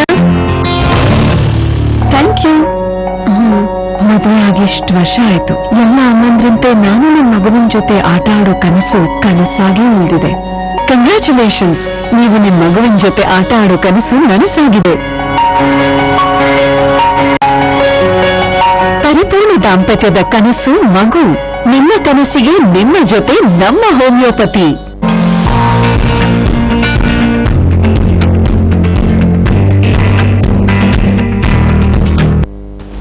ವಿರಾಮದ ನಂತರ ಮತ್ತೊಮ್ಮೆ ಆರೋಗ್ಯ ವಿಭಾಗ ನೇರ ಪ್ರಸಾರ ಕಾರ್ಯಕ್ರಮಕ್ಕೆ ಪ್ರೀತಿಯ ಸ್ವಾಗತ. ಎಸ್ ವೀಕ್ಷಕರೇ, ಇವತ್ತಿನ ಸಂಚಿಕೆಯಲ್ಲಿ ನಾವು ವೆರಿಕೋಸ್ ವೇನ್ ಕುರಿತಾಗಿ ಸಾಕಷ್ಟು ಮಾಹಿತಿಯನ್ನು ನೀಡ್ತಾ ಇದ್ವಿ. ವೆರಿಕೋಸ್ ವೇನ್ಸ್ ಕುರಿತಾಗಿ ಸಾಕಷ್ಟು ಮಾಹಿತಿಯನ್ನು ನೀಡಲಿಕ್ಕೆ ಇವತ್ತು ನಮ್ಮ ಜೊತೆಲಿ ಡಾಕ್ಟರ್ ಆಶಾ ರಾಣಿ ಅವರಿದ್ದಾರೆ. ಸೊ ಇದಕ್ಕೆ ಸಂಬಂಧಪಟ್ಟಂತಹ ಯಾವುದೇ ರೀತಿಯಾದಂತಹ ಕ್ವೆಶನ್ಸ್ ಆಗಿರ್ಬೋದು, ಕ್ವೆರೀಸ್ ಆಗಿರ್ಬೋದು, ನೀವು ಕೂಡ ಕರೆ ಮಾಡಬಹುದು. ನೇರ ಪ್ರಸಾರ ಕಾರ್ಯಕ್ರಮ ಆಗಿರೋದ್ರಿಂದ ಡಾಕ್ಟರ್ ಜೊತೆ ನೇರವಾಗಿ ಮಾತಾಡಿ ನಿಮ್ಮೆಲ್ಲ ಸಮಸ್ಯೆಗಳಿಗೆ ಪರಿಹಾರ ಕ್ರಮಗಳನ್ನ ನೀವು ಅನುಸರಿಸಬಹುದು ಅಂತ ಹೇಳ್ತಾ, ಇನ್ನು ಈ ವೆರಿಕೋಸ್ ವೇನ್ಸ್ ಅನ್ನುವಂತಹ ಸಮಸ್ಯೆ ನಮ್ಮ ದೇಹಕ್ಕೆ ಅಳವಡಿಸಿಕೊಂಡಾಗ ಅಥವಾ ವೆರಿಕೋಸ್ ವೇನ್ ಸಮಸ್ಯೆಯಿಂದ ಬಳಲ್ತಾ ಇರುವಾಗ ಇನಿಷಿಯಲ್ ಸ್ಟೇಜಸ್ ಅಲ್ಲಿ ನಾವೇನಾದ್ರೂ ನೆಗ್ಲೆಕ್ಟ್ ಮಾಡಿದ್ರೆ ಯಾವ ರೀತಿಯಾದಂತಹ ಕಾಂಪ್ಲಿಕೇಶನ್ಸ್ ನ ಫೇಸ್ ಮಾಡಬೇಕಾಗತ್ತೆ, ಇದ್ರ ಬಗ್ಗೆ ಮಾಹಿತಿಯನ್ನ ನೀಡ್ತೀವಿ. ಡಾಕ್ಟರ್, ಕಾಂಪ್ಲಿಕೇಶನ್ಸ್ ಅಂತ ತಗೊಂಡ್ರೆ ಯಾವ ರೀತಿಯಾಗಿರುತ್ತೆ? ಇದಕ್ಕೆ ನಾವು ಕಾಂಪ್ಲಿಕೇಶನ್ಸ್ ಅಂತ ಹೇಳಿದಾಗ, ಈಗ ವೆರಿಕೋಸ್ ವೇನ್ಸ್ ಪೇಷಂಟ್ಸ್ ತುಂಬಾ ವರ್ಷಗಳ ಕಾಲ ಏನ್ ಮಾಡ್ತಾರೆ, ಇದರಿಂದ ಯಾವುದೇ ರೀತಿ ಸಮಸ್ಯೆ ಇಲ್ಲ ಅಂತ ಅನ್ಕೊಂಡು ಈಗ ಸಾಕಷ್ಟು ವರ್ಷಗಳಿಂದ ಕೂಡ ನೆಗ್ಲೆಕ್ಟ್ ಮಾಡಿರುವಂತ ಪೇಷಂಟ್ಸ್ ನಾವು ನೋಡ್ತಾನೆ ಇದೀವಿ. 10 ವರ್ಷ 15 ವರ್ಷ ಕೆಲವ್ರಿಗೆ 20 ವರ್ಷ ಈ ತರದಿಂದ ಇದ್ದೇ ಇದೆ, ನಮ್ಗೆ ಏನು ತೊಂದರೆ ಇರ್ಲಿಲ್ಲ ಅಂತ ಕೂಡ ತಡ ಮಾಡ್ಕೊಳ್ತಾ ಇರ್ತಾರೆ. ಅಥವಾ ತೋರಿಸಿರಬಹುದು, ಕೆಲವರು ಶಸ್ತ್ರಚಿಕಿತ್ಸೆನೆ ಮಾಡ್ಬೇಕು, ಇದಕ್ಕೆ ಆಪರೇಷನ್ ಮಾಡ್ಬೇಕು ಅನ್ನೋ ಒಂದು ಭಯಕ್ಕೆ ಕೂಡ ಕೆಲವರು ಏನ್ ಮಾಡಿರ್ತಾರೆ, ತೋರಿಸೋದಿಲ್ಲ, ಮತ್ತೆ ತಿರ್ಗಾ ಆಪರೇಷನ್ ಮಾಡೋದು ಹೇಗೆ, ಮತ್ತೆ ಮುಂದೆ ನಮ್ಗೆ ಹೇಗೆ ಅನ್ನೋದು ಕೂಡ ಒಂದು ಭಯ ಇರುತ್ತೆ. ಸೊ ಡೆಫಿನೆಟ್ಲಿ ಎಲ್ಲಾರ್ಗು ಶಸ್ತ್ರಚಿಕಿತ್ಸೆ ಬೇಕು ಅಂತ ಖಂಡಿತವಾಗ್ಲೂ ಇಲ್ಲ. ಹಾಗೆ ನಮ್ಮ ವೈದ್ಯಶಾಲೆಯಲ್ಲಿ ಈವನ್ ವಿತೌಟ್ ಆಪರೇಷನ್ ಕೂಡ ಹೆಲ್ಪ್ ಮಾಡಿರುವಂತ ಕೇಸಸ್ ತುಂಬಾನೇ ಇದಾವೆ. ಕೆಲವೊಮ್ಮೆ ಆಪರೇಟ್ ಮಾಡ್ಕೊಂಡು ಬಂದಿರೋಂಥವ್ರು ಕೂಡ ಮತ್ತೆ ತಿರ್ಗಾ ಬಂದಿದೆ ಅನ್ನೋರು ಕೂಡ ಬಂದು ಟ್ರೀಟ್ಮೆಂಟ್ ತಗೊಂಡು ಇಂಪ್ರೂವ್ಮೆಂಟ್ ಪಡ್ಕೊಂಡಿರೋಂಥವ್ರು ಕೂಡ ಸಾಕಷ್ಟು ಜನ ಇದ್ದಾರೆ. ಸೊ ಇದಕ್ಕೆ ಕಾಂಪ್ಲಿಕೇಶನ್ಸ್ ಅಂತ ನಾವು ಬಂದಾಗ ಏನಾಗುತ್ತೆ ಅಂದ್ರೆ ಕ್ಲಾಟ್ಸ್ ಅಂತ ಹೇಳ್ತೀವಿ, ಅಂದ್ರೆ ರಕ್ತ ಹೆಪ್ಪುಗಟ್ಟುವಂಥದ್ದು, ಥ್ರೋಂಬಸ್ ಫಾರ್ಮ್ ಆಗುವಂಥದ್ದು. ಎಸ್ಪೆಷಲಿ ನಮ್ಮ ಕಾಲಲ್ಲಿ ಏನಾಗುತ್ತೆ ಅಂದ್ರೆ ತುಂಬಾ ದಿವಸಗಳ ಕಾಲ ಈ ಒಂದು ವೆರಿಕೋಸ್ ವೇನ್ಸ್ ನಾವು ಹಾಗೆ ಬಿಟ್ಟಲ್ಲಿ ಏನಾಗುತ್ತೆ, ಆ ರಕ್ತ ಹೆಪ್ಪುಗಟ್ಟಿ ಬ್ಲಡ್ ಕ್ಲಾಟ್ ಆಗೋ ಚಾನ್ಸಸ್ ಇರುತ್ತೆ. ಸೊ ಯಾವಾಗ ಈ ಬ್ಲಡ್ ಕ್ಲಾಟ್ ಆಗ್ತಾ ಹೋಗುತ್ತೆ, ಅದು ನಮ್ಗೆ ಗೊತ್ತಾಗ್ದಿಲ್ಲ ಒಳಗಡೆನೆ ಏನಾಗುತ್ತೆ, ನಮ್ಮ ರಕ್ತ ಚಲನೆ ಮುಖಾಂತರ ಆ ಕ್ಲಾಟ್ ಕೂಡ ಪಾಸ್ ಆಗೋ ಸಾಧ್ಯತೆ ಇರುತ್ತೆ. ಅದು ಹಾಗೆ ಪಾಸ್ ಆಗ್ತಾ ಆಗ್ತಾ ಮೇಲ್ಗಡೆ ನಮ್ಮ ಹಾರ್ಟ್ ಅಲ್ಲಿ ಅಥವಾ ನಮ್ಮ ಲಂಗ್ಸ್ ಅಲ್ಲಿ ಅದೇನಾದ್ರೂ ಹೋಗಿ ಸೇರ್ಕೊಳ್ತು ಅಂದ್ರೆ ಹಾರ್ಟ್ ಅಟ್ಯಾಕ್ ರಿಸ್ಕ್ ಇರುವಂತದ್ದು, ಅಥವಾ ಲಂಗ್ಸ್ ಗೆ ಎಫೆಕ್ಟ್ ಆದಾಗ ಪಲ್ಮನರಿ ಥ್ರೋಂಬೋ ಎಂಬೋಲಿಸಮ್ ಅಂತ ಹೇಳ್ತೀವಿ. ಈ ತರ ಒಂದು ಕಾಂಪ್ಲಿಕೇಶನ್ಸ್ಗೆ ಕೂಡ ಪೇಷಂಟ್ಸ್ ಒಳಗಾಗೋ ಸಾಧ್ಯತೆ ಇರುತ್ತೆ. ಹಾಗಾಗಿ ಕಾಂಪ್ಲಿಕೇಶನ್ಸ್ ಈ ತರ ಒಂದು ಡಿವಿಟಿ ಅಂತ ಏನ್ ಹೇಳ್ತೀವಿ, ಡೀಪ್ ವೇನ್ ಥ್ರೋಂಬೋಸಿಸ್ ಅಂತ ಕೂಡ ಕೆಲವರಲ್ಲಿ ಫಾರ್ಮ್ ಆಗಬಹುದು. ಈ ಡೀಪ್ ವೇನ್ ಥ್ರೋಂಬೋಸಿಸ್ ಆದಾಗ ಕಾಲು ತುಂಬಾನೇ ಸ್ವೆಲ್ಲಿಂಗ್ ಆಗ್ತಾ ಹೋಗುತ್ತೆ, ತುಂಬಾನೇ ಸಿವಿಯರ್ ಪೇನ್ ಇರುವಂತದ್ದು, ಈ ತರ ಒಂದು ಸಿಂಪ್ಟಮ್ಸ್ ಕೂಡ ಅವರಲ್ಲಿ ನಾವು ನೋಡ್ತಾ ಹೋಗುವಂತದ್ದು. ಸೊ ಹಾಗಾಗಿ ಈ ತರ ಏನಾದ್ರೂ ಸ್ಕಿನ್ ಕಪ್ಪಾಗ್ತಿದೆ, ಊತ ತುಂಬಾ ಜಾಸ್ತಿ ಇದೆ, ಸಿವಿಯರ್ ಪೇನ್ಫುಲ್ ಕಂಡೀಷನ್ಸ್ ಇದೆ, ಒಂದ್ ಸ್ವಲ್ಪನೂ ನಡೆಯಕ್ ಆಗ್ತಾ ಇಲ್ಲ ನಮ್ಗೆ ಅಂತಂದಾಗ ಎಚ್ಚರಿಕೆ ತಗೊಳ್ಳೋಂಥದ್ದು, ನೆಗ್ಲೆಕ್ಟ್ ಮಾಡ್ಕೊಳ್ಬೇಡಿ, ಆದಷ್ಟು ಬಂದು ಭೇಟಿಯಾಗಿ ಅದ್ರ ತಕ್ಕ ಹಾಗೆ ಚಿಕಿತ್ಸೆಯನ್ನು ಪಡ್ಕೊಳ್ಬಹುದು.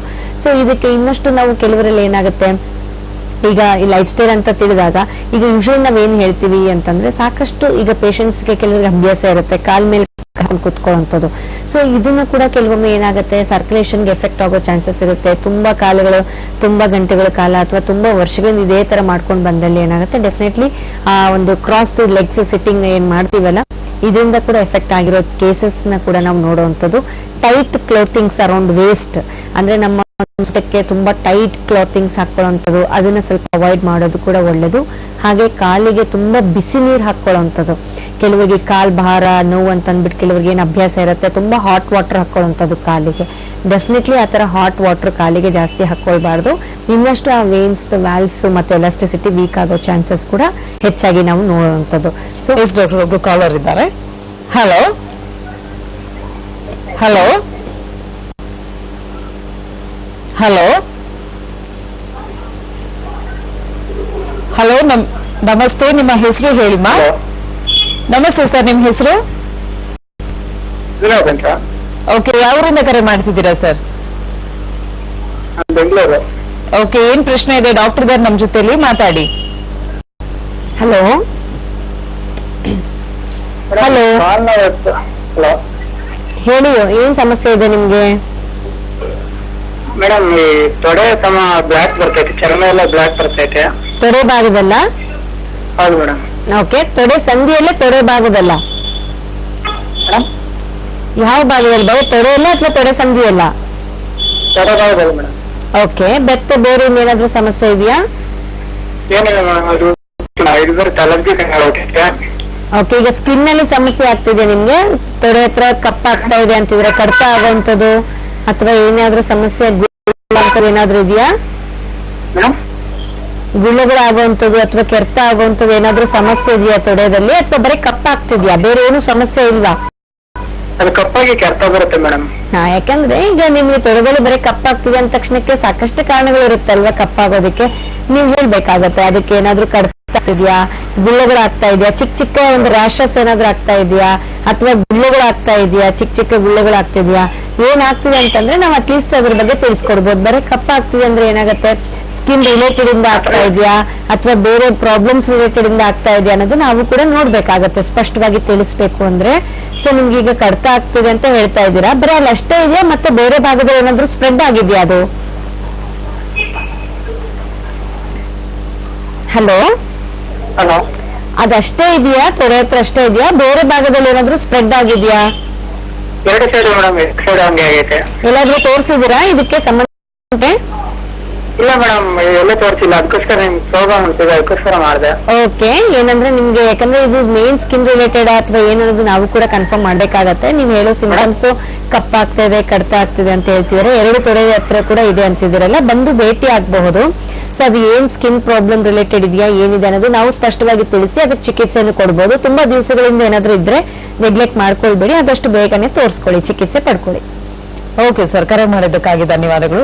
ನೇರವಾಗಿ ಭೇಟಿ ಆಗಬೇಕು ಅಥವಾ ಅಪಾಯಿಂಟ್ಮೆಂಟ್ ಕಾಲ್ ನ ಫಿಕ್ಸ್ ಮಾಡ್ಕೊಳ್ಬೇಕು ಅಂದ್ರೆ ಟಿವಿ ಸ್ಕ್ರೀನ್ ಮೇಲೆ ಕಾಣ್ತಾ ಇರುವಂತಹ ನಂಬರ್ಗೆ ಕರೆ ಮಾಡಿ ಮಾಹಿತಿಯನ್ನ ನೀವು ಪಡ್ಕೊಳ್ಬಹುದು. ಬ್ಯಾಂಗ್ಳೂರಿಂದ ಕರೆ ಮಾಡಿದ್ದೆ ಅಂತ ಹೇಳಿದ್ರಿ. ಬ್ಯಾಂಗ್ಳೂರ್ 2 ಬ್ರಾಂಚ್ ಇದೆ, ಮಲ್ಲೇಶ್ವರಂ ಮತ್ತು ಜಯನಗರ. ನಿಮ್ಗೆ ಯಾವ ಬ್ರಾಂಚ್ ಹತ್ರವಾಗುತ್ತೆ ಆ ಬ್ರಾಂಚ್ಗೆ ಹೋಗಿ ಡಾಕ್ಟರ್ನ ಭೇಟಿ ಆದ್ರೆ ನಿಮ್ಮ ಸಮಸ್ಯೆಗೆ ಯಾವುದೇ ರೀತಿಯಾದಂತಹ ಸೈಡ್ ಎಫೆಕ್ಟ್ಸ್ ಇಲ್ಲದೆ ಇರುವಂತಹ ಟ್ರೀಟ್ಮೆಂಟ್ ನ ನಿಮಗೆ ಸೂಚಿಸ್ತಾರೆ ಅಂತ ಹೇಳ್ತಾ, ಇನ್ನು ನಾವು ಕಾಂಪ್ಲಿಕೇಶನ್ಸ್ ಬಗ್ಗೆ ಮಾತಾಡ್ತಾ ಇದ್ವಿ. ಯಾವ ರೀತಿಯಾದಂತಹ ಕಾಂಪ್ಲಿಕೇಶನ್ಸ್ ಇನ್ ಕೇಸ್ ನಾವು ನೆಗ್ಲೆಕ್ಟ್ ಮಾಡಿದ್ರೆ ಫೇಸ್ ಮಾಡಬೇಕಾಗತ್ತೆ ಅಂತ ಈ ಮಾಹಿತಿಯನ್ನ ಮುಂದುವರಿಸ್ತೀವಿ. ಕಾಂಪ್ಲಿಕೇಶನ್ ಬಗ್ಗೆ ಹೇಳ್ತಾ ಇದ್ರಿ. ಎಸ್, ಈಗ ಅದನ್ನೇ ನಾನು ಆಲ್ರೆಡಿ ಹೇಳಿರುವಂತದ್ದು. ಕಾಂಪ್ಲಿಕೇಶನ್ಸ್ ಅಲ್ಲಿ ಸಾಕಷ್ಟು ಅಲ್ಸರ್ ಸ್ಟೇಜ್ ಅಲ್ಲಿ ಹೋಗಿರ್ಬೋದು ಪೇಷಂಟ್ಸ್, ಅಥವಾ ಇನಿಷಿಯಲ್ ಸ್ಟೇಜಸ್ ಅಲ್ಲಿ ಬರೀ ರಕ್ತನಾಳಗಳು ಉಬ್ಬಿರುವಂತದ್ದು ಕಾಣುವಂಥದ್ದು. ಬಟ್ ಹೋಗ್ತಾ ಹೋಗ್ತಾ ವೆರಿಕೋಸ್ ಎಕ್ಸಿಮಾ ಆಗಬಹುದು ಸ್ಟೇಜಸ್ ವೈಸ್ ನೋಡುವಂತದ್ದಾದ್ರೆ.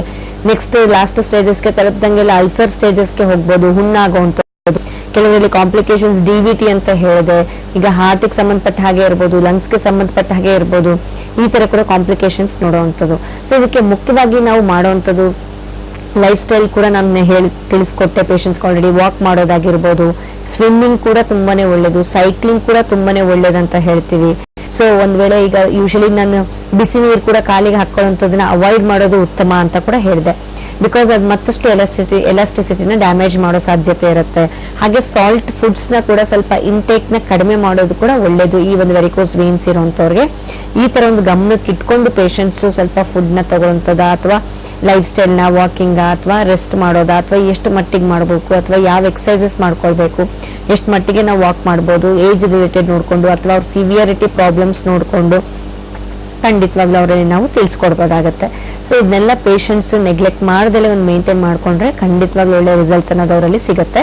ಹಾಗೆ ಡಯಾಬಿಟೀಸ್ ಕೂಡ ನಾವು ಇತ್ತೀಚೆಗೆ ಸಾಕಷ್ಟು ಪೇಷಂಟ್ಸ್ ಅಲ್ಲಿ ನೋಡುವಂಥದ್ದು. ಡಯಾಬಿಟೀಸ್ ಕೂಡ ಇದು ಹೊಸ ಕಾಯಿಲೆ ಅಂತಲ್ಲ, ತುಂಬಾ ವರ್ಷಗಳಿಂದನೇ ಇದೆ ಈ ಒಂದು ಡಯಾಬಿಟೀಸ್ ಪ್ರಾಬ್ಲಮ್, ಮಧುಮೇಹ.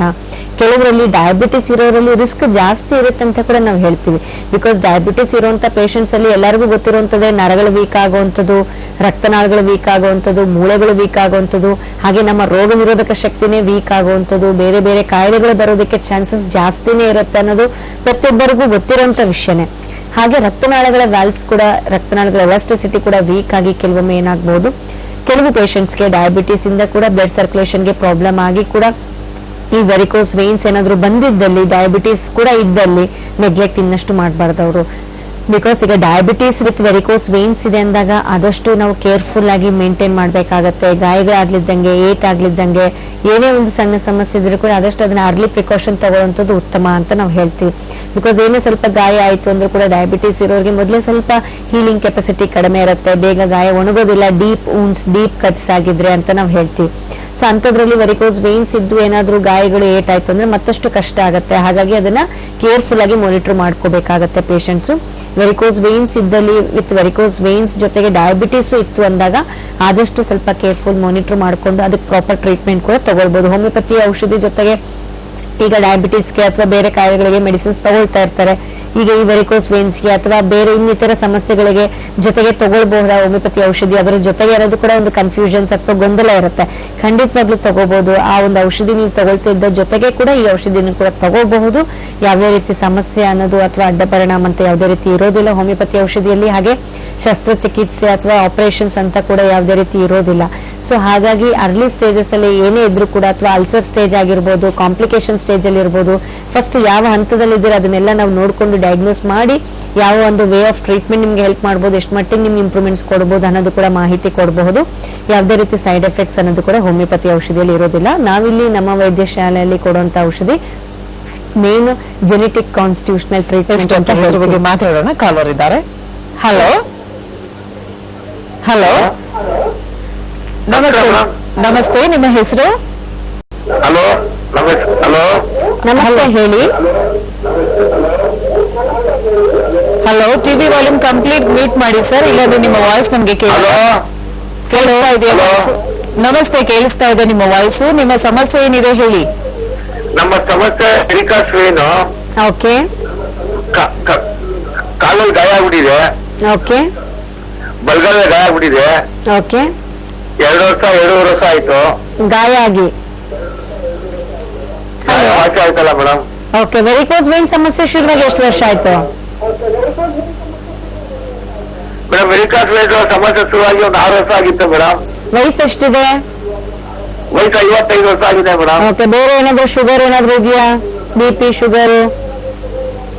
ಇಲ್ಲ ಮೇಡಮ್, ಶುಗರ್ ಇದ್ರೆ 180 ವರ್ಷ ಇದೆ. ಮಾತ್ರ ಏನ್ ತಗೊಳ್ತಾ ಇಲ್ವಾ ಶುಗರ್ಗೆ? ಮಾತ್ರ ಏನ್ ತಗೋತಾರ, ಸ್ವಲ್ಪ ಡ್ರಿಂಕ್ಸ್ ಮಾಡ್ಬಿಡ್ತೀನಿ ನೈಟ್ ನೋವು ಕಮ್ಮಿ ಆದ್ರೆ. ಸೊ ಇದರಿಂದ ನಿಮ್ಗೆ ಒಂದ್ ಸ್ವಲ್ಪ ಆ ಟೈಮಲ್ಲಿ ಕಡಿಮೆ ಮಾಡ್ಕೊಳ್ಳೋದು ಮತ್ತೆ ತಿರ್ಗಾ ಪ್ರಾಬ್ಲಮ್ ಬೆಳೆಯುವಂಥದ್ದು. ಇಲ್ಲ ಮೇಡಮ್, ಲಾಸ್ಟ್ ಟೈಮ್ ಜಯನಗರ ಬಂದು ಚೆಕ್ ಮಾಡ್ತಾರೆ ಡಾಕ್ಟರ್ ತಾವು. ಹೇಳಿ. ಅವ್ರೇನೋ ಡಬ್ಬಾ ಮಾತ್ರೆಗಳು ಕೊಟ್ರು, ಅದಕ್ಕೋಸ್ಕರ ಇನ್ನೂ ವಾಚ್ ಆಗಿಲ್ಲ ಮೇಡಮ್ ಗಾಯ. ಓಕೆ, ಇದು ನಿಮ್ಗೆ ಆಲ್ರೆಡಿ ಗಾಯ 2.5 ವರ್ಷದಿಂದ ಇದೆ ಅಂತ ಹೇಳ್ತಾ ಇದ್ದೀರಾ. ಯಾವಾಗ ನೀವು ಬರೋಂತ ಟೈಮ್ ಕೂಡ ತುಂಬಾನೇ ಮ್ಯಾಟರ್ ಆಗುತ್ತೆ ಯಾವುದೇ ಒಂದು ಚಿಕಿತ್ಸಾ ಪದ್ಧತಿಯಲ್ಲಿ ಹೋದಲ್ಲಿ ಕೂಡ. ಈಗ ಅಲ್ಸರ್ ಸ್ಟೇಜ್ ಆಗಿದೆ, ನಮ್ಗೆ ಹುಣ್ಣಾಗಿದೆ, 6 ವರ್ಷದಿಂದ ವೆರಿಕೋಸ್ ವೇನ್ ಆಗಿದೆ, ಈಗ ಆಲ್ರೆಡಿ ಕಾಂಪ್ಲಿಕೇಶನ್ ಹಂತಕ್ಕೆ ತಲುಪಿದೆ ನಮ್ಮ ಕಾಯಿಲೆ, ಹುಣ್ಣು ಜಾಸ್ತಿ ಆಗ್ತಾ ಇದೆ, 2.5 ವರ್ಷದಿಂದ ಮಾಯ್ತಾ ಇಲ್ಲ ಹುಣ್ಣು ಅಂತ ಹೇಳ್ತಿದ್ದೀರಾ, ತುಂಬಾನೇ ನೋವು ಆಗುತ್ತೆ. ಈ ನೋವು ಕಡಿಮೆ ಮಾಡ್ಕೊಳಕ್ ಏನ್ ಮಾಡ್ತೀರಾ? ಡ್ರಿಂಕ್ಸ್ ಮಾಡ್ಬಿಡ್ತೀವಿ ಮೇಡಮ್ ಅಂತ ಹೇಳ್ತಾ ಇದ್ದೀರಾ. ಸೊ ಇದರಿಂದ ಏನಾಗ್ತಾ ಇದೆ ನಿಮ್ಗೆ? ಆ ಟೈಮ್ಗೆ ನೀವು ನೋಡ್ಕೊಳ್ತಿದ್ದೀರಾ ನೋವಿಂದ ಹೊರಗಡೆ ಬರೋದಕ್ಕೆ. ಬಟ್ ಇಷ್ಟು ಮಟ್ಟಿಗೆ ನಿಮ್ಮ ಬಾಡಿಯಲ್ಲಿ ಚೇಂಜಸ್ ಆಗಿದೆ, ಇಷ್ಟು ಮಟ್ಟಿಗೆ ನಿಮ್ಮ ಬಾಡಿಯಲ್ಲಿ ಪ್ರಾಬ್ಲಮ್ ಬೆಳ್ಕೊಂಡಿದೆ ಅಂದ್ರೆ ಒಂದ್ ದಿವಸದಲ್ಲಿ ಆಗಿರುವಂತದ್ದಲ್ಲ. ಇದೆಲ್ಲ ತುಂಬಾ ವರ್ಷಾನುಗಟ್ಲೆಗಳಿಂದ ಒಂದು ಪ್ರೋಸೆಸ್ ಆಗಿ ನಿಮ್ಗೆ ಕಾಂಪ್ಲಿಕೇಶನ್ ತುಂಬಾ ಕಡಿಮೆ ಏಜ್ ಅಲ್ಲೇ ಬಂದಿರುವಂತದ್ದು. ಸಾಕಷ್ಟು ವರ್ಷಗಳಿಂದ 10, 15, 20 ವರ್ಷದಿಂದ ಇರೋರ್ಗೂ ಕೆಲವೊಮ್ಮೆ ಅಲ್ಸರ್ ಆಗಿರೋದಿಲ್ಲ. ನಿಮ್ಗೆ 6 ವರ್ಷಕ್ಕೆ ಸಮಸ್ಯೆ ಶುರುವಾಗಿದೆ, ಆಲ್ರೆಡಿ 2.5 ವರ್ಷದಿಂದ ಅಲ್ಸರ್ ಆಗಿದೆ ಅಂದ್ರೆ 3.5 ವರ್ಷ 4 ವರ್ಷಕ್ಕೆ ನಿಮ್ಗೆ ಅಲ್ಸರ್ ಶುರು ಆಗ್ಬಿಟ್ಟಿದೆ ವೆರಿಕೋಸ್ ವೇನ್ಸ್ ಬಂದು. ಸೊ ಹಾಗಾಗಿ ಒಂದ್ ಸ್ವಲ್ಪ ಲೈಫ್ ಸ್ಟೈಲ್ ಅಲ್ಲಿ ಮೇ ಬಿ ನಿಮ್ಮಲ್ಲಿ ಪ್ರಾಬ್ಲಮ್ ಜಾಸ್ತಿ ಕಾಣ್ತಾ ಇರಬಹುದು. ಡೆಫಿನೆಟ್ಲಿ ವೈದ್ಯರ ಹತ್ರ ನೀವೇನ್ ಭೇಟಿ ಆಗ್ತಿದ್ರೆ ಖಂಡಿತವಾಗ್ಲೂ ಮೆಡಿಸಿನ್ಸ್ ನ ಕಂಟಿನ್ಯೂ ಮಾಡ್ಕೊಳ್ಳಿ. ಅವ್ರು ಹೇಳೋ ಸಲಹೆಗಳ ಪ್ರಕಾರ ನೀವು ಅದನ್ನು ಪಾಲಿಸಿಕೊಂಡು ನೀವು ಔಷಧಿ ತಗೊಂಡ್ರೆ ಇನ್ನಷ್ಟು ಒಳ್ಳೇದು. ಸ್ವಲ್ಪ ಈಗ ನೋವು ಕಡಿಮೆ ಮಾಡ್ಕೊಳ್ಳೋದು ಡ್ರಿಂಕ್ಸ್ ಮಾಡ್ಕೊಳ್ಳೋದು ಅಥವಾ ಸ್ಮೋಕ್ ಮಾಡೋದು ಇದೆಲ್ಲ ಅಲ್ಲ, ಅದನ್ನ ಕಾಯಿಲೆ ಕಡಿಮೆ ಆದ್ರೆ ಆಟೋಮೆಟಿಕ್ ನೋವು ಕಡಿಮೆ ಆಗುತ್ತೆ. ಸೊ ಆದಷ್ಟು ನಿಮ್ಮ ಲೈಫ್ ಸ್ಟೈಲ್ ನ ಕೂಡ ಒಳ್ಳೆ ಅಭ್ಯಾಸಗಳನ್ನ ರೂಢಿಸ್ಕೊಳ್ರಿ, ಮೆಡಿಸಿನ್ಸ್ ನ ಪ್ರಾಪರ್ ಆಗಿ ತಗೊಳ್ತಾ ಬನ್ನಿ, ಹೈಜೀನ್ ಆಗಿ ಮೇಂಟೈನ್ ಮಾಡಿ, ಹುಣ್ಣಿನ ಪ್ರಾಪರ್ ಡ್ರೆಸ್ಸಿಂಗ್ ಮಾಡಿ, ಪ್ರಾಪರ್ ಇನ್ಫೆಕ್ಷನ್ ಬೆಳೆದಿದ್ದಂಗೆ ಪ್ರಾಪರ್ ಡ್ರೆಸ್ಸಿಂಗ್ ಕ್ಲೀನ್ ಆಗಿ ಇಟ್ಕೊಳ್ಳೋದು ಕೂಡ ತುಂಬಾನೇ ಉತ್ತಮ. ಓಕೆ ಸರ್, ಕರೆ ಮಾಡಿದ್ದಕ್ಕಾಗಿ ಧನ್ಯವಾದಗಳು. ಎಸ್ ಡಾಕ್ಟರ್, ಇದುವರೆಗೂ ಕಾರ್ಯಕ್ರಮದಲ್ಲಿ ಭಾಗವಹಿಸಿ ಸಾಕಷ್ಟು ಮಾಹಿತಿಯನ್ನು ಮಾರ್ಗದರ್ಶನವನ್ನ ವೀಕ್ಷಕರಿಗೆ ನೀಡಿದ್ದೀರಾ. Thank you so much. Thank you.